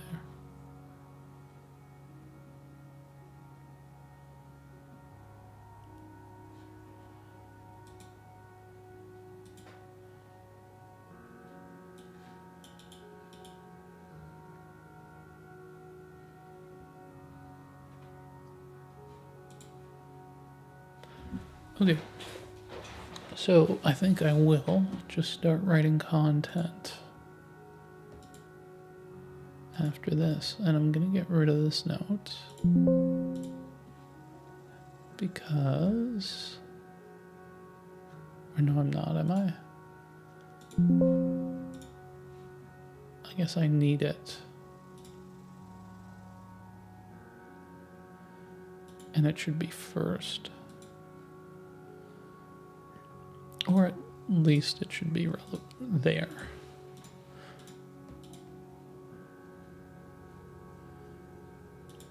Okay, cool. Anyways, I will be back later. Thanks for joining.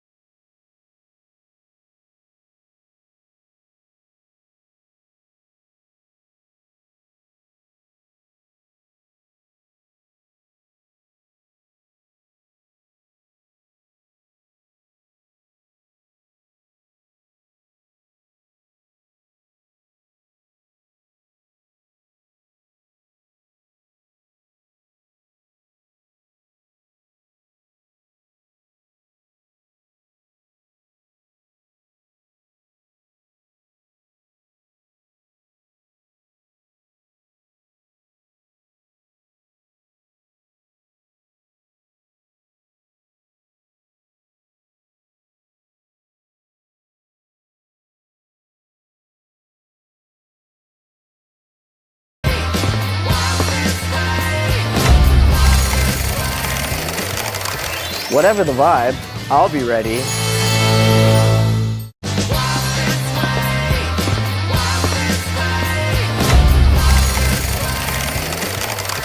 Whatever the vibe, I'll be ready.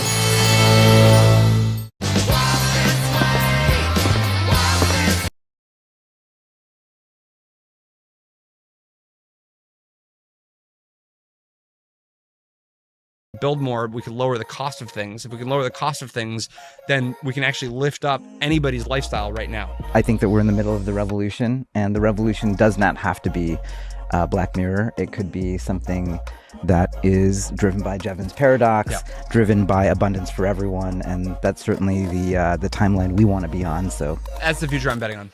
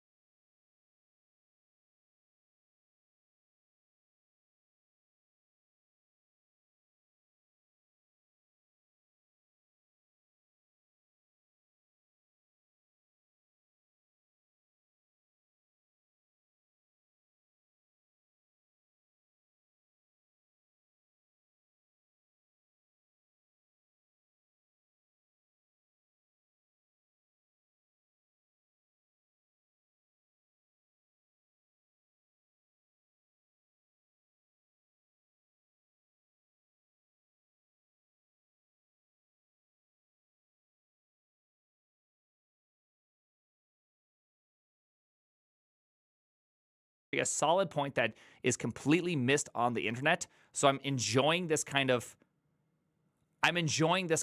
argument that he's setting forth. Programmers were no longer building static software artifacts updated every couple of years, but continuously developing, integrating, and maintaining long-lived services. Even more importantly, much of the work at these vast services like Google Search, Google Maps, Gmail, Amazon, Facebook, and Twitter was automated at vast scale. Programs were designed and built by humans, not AI, but much of the work itself was done by special purpose predecessors to today's general purpose AIs. And probably done better. Like, some things are just done better. Like, LLMs probably aren't the best thing to use for data analysis because it just makes up numbers and it's horrible at making numbers. Just saying, it's not always the greatest. Good morning. Hey, good morning to you, Jeremy. The workers that do the bulk of the heavy lifting at these companies are already programs. The human programmers are their managers. There are now hundreds of thousands of programmers doing this kind of supervisor work. Ooh,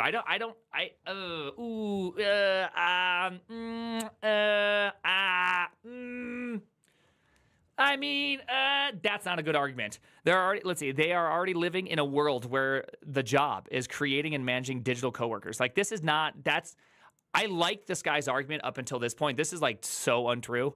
So much of data science, the analysis of user behavior, all of that is constantly critiqued and programmed by people. This is not some free range running AI. Right? This is like a continuously monitored, constantly created item. So it feels a little unusual. I'm not sure if I can really buy this. This argument is not, this is kind of giving the idea of like the predecessor to agentic people, unless if they're saying, yeah, agentic, there we go, someone said agentic. Unless if what the argument is that since the AI, let's just take Google, the AI determines what ad to send / the AI determines what search result should happen, then that is a computer doing work versus a human. But I don't think that's not a good one-to-one argument, right? Because that is just a series of that is just explore, exploit, and some basic numbers that show the relevance and importance of this. Google, Facebook, Amazon, and a host of more recent Silicon Valley startups employ tens of thousands of workers. And if you think with a 20th century factory mindset, those workers spent their days grinding out products, just like the industrial forebears. Only today, they are producing software rather than physical goods. If instead you step back and view these companies with 21st century mindset, you realize that a large part of the work of these companies, delivering search results, news and information, social network status updates, and relevant products for purchase, is done by software programs and algorithms. These are the real workers, and the programmers who create them are their managers.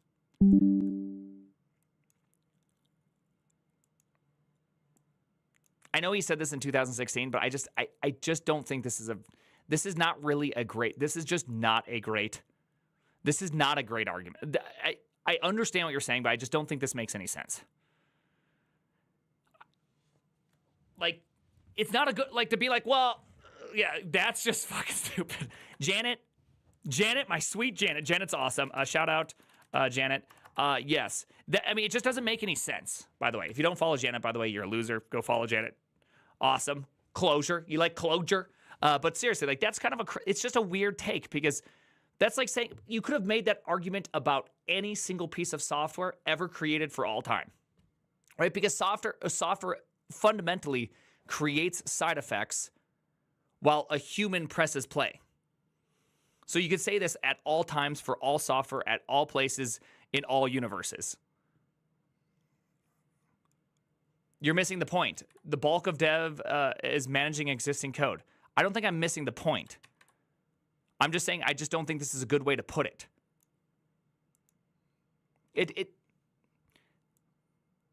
I don't like the way it's put, meaning that obviously if you write the code, you're the quote unquote manager of the code. You are maintaining the code. You're the maintainer, not necessarily the manager. It's not that the code has some sort of free will or produces anything. You literally just have to make sure it runs. It's too anamorphized way of looking at software. In each of these waves, old skills became obsolete. Also, don't think that either. Still useful, but no longer essential. And new ones become the key to success. I mean, please help me understand why almost all modern websites are exceptionally shitty. About once a week, I can't load Gmail. It just freezes and I get to wait. Chrome cannot even run basic websites with Canvas anymore. I'm not exactly like Linux and Chrome just don't even work anymore. There's like a whole bunch of just crap out there. Crap software is pervasive. So I'm not sure if I actually believe that the obsolescence of previous skills is a good thing. I think it's a thing that's happening. I don't think it's a good thing. There are still few programmers who write compilers, thousands of who write popular JavaScript frameworks and Python libraries, but tens of millions who write web and mobile applications and the backend software that enables them. Billions of users who consume what they produce. Might this time be different? Suddenly, though, it is seemingly possible for a non-programmer to simply talk to an LLM or specialized software agent in plain English or the human language of your choice and get back a useful prototype in Python or the programming language of your choice. By the way, this is a great way to describe it, a useful prototype. I would even as much drop the word useful and just say prototype, or maybe even better, concept. There's even a new buzzword for this, CHOP, chat-oriented programming. I feel like you chopped off your frontal cortex if you think that this is going to be successful in the current world. The rise of advanced reasoning models is the beginning to demonstrate AI that can generate even complex programs with a high-level prompt explaining the task to be accomplished. As a result, there are a lot of people saying this time is different, that AI will completely replace most human programmers. And in fact, most knowledge workers, they say we face a wave of oh my goodness, hold on. I didn't get great sleep last night. I'm having a dyslexia moment, so I'm going to take a quick walk. I'll be right back in 1 second. Hold on.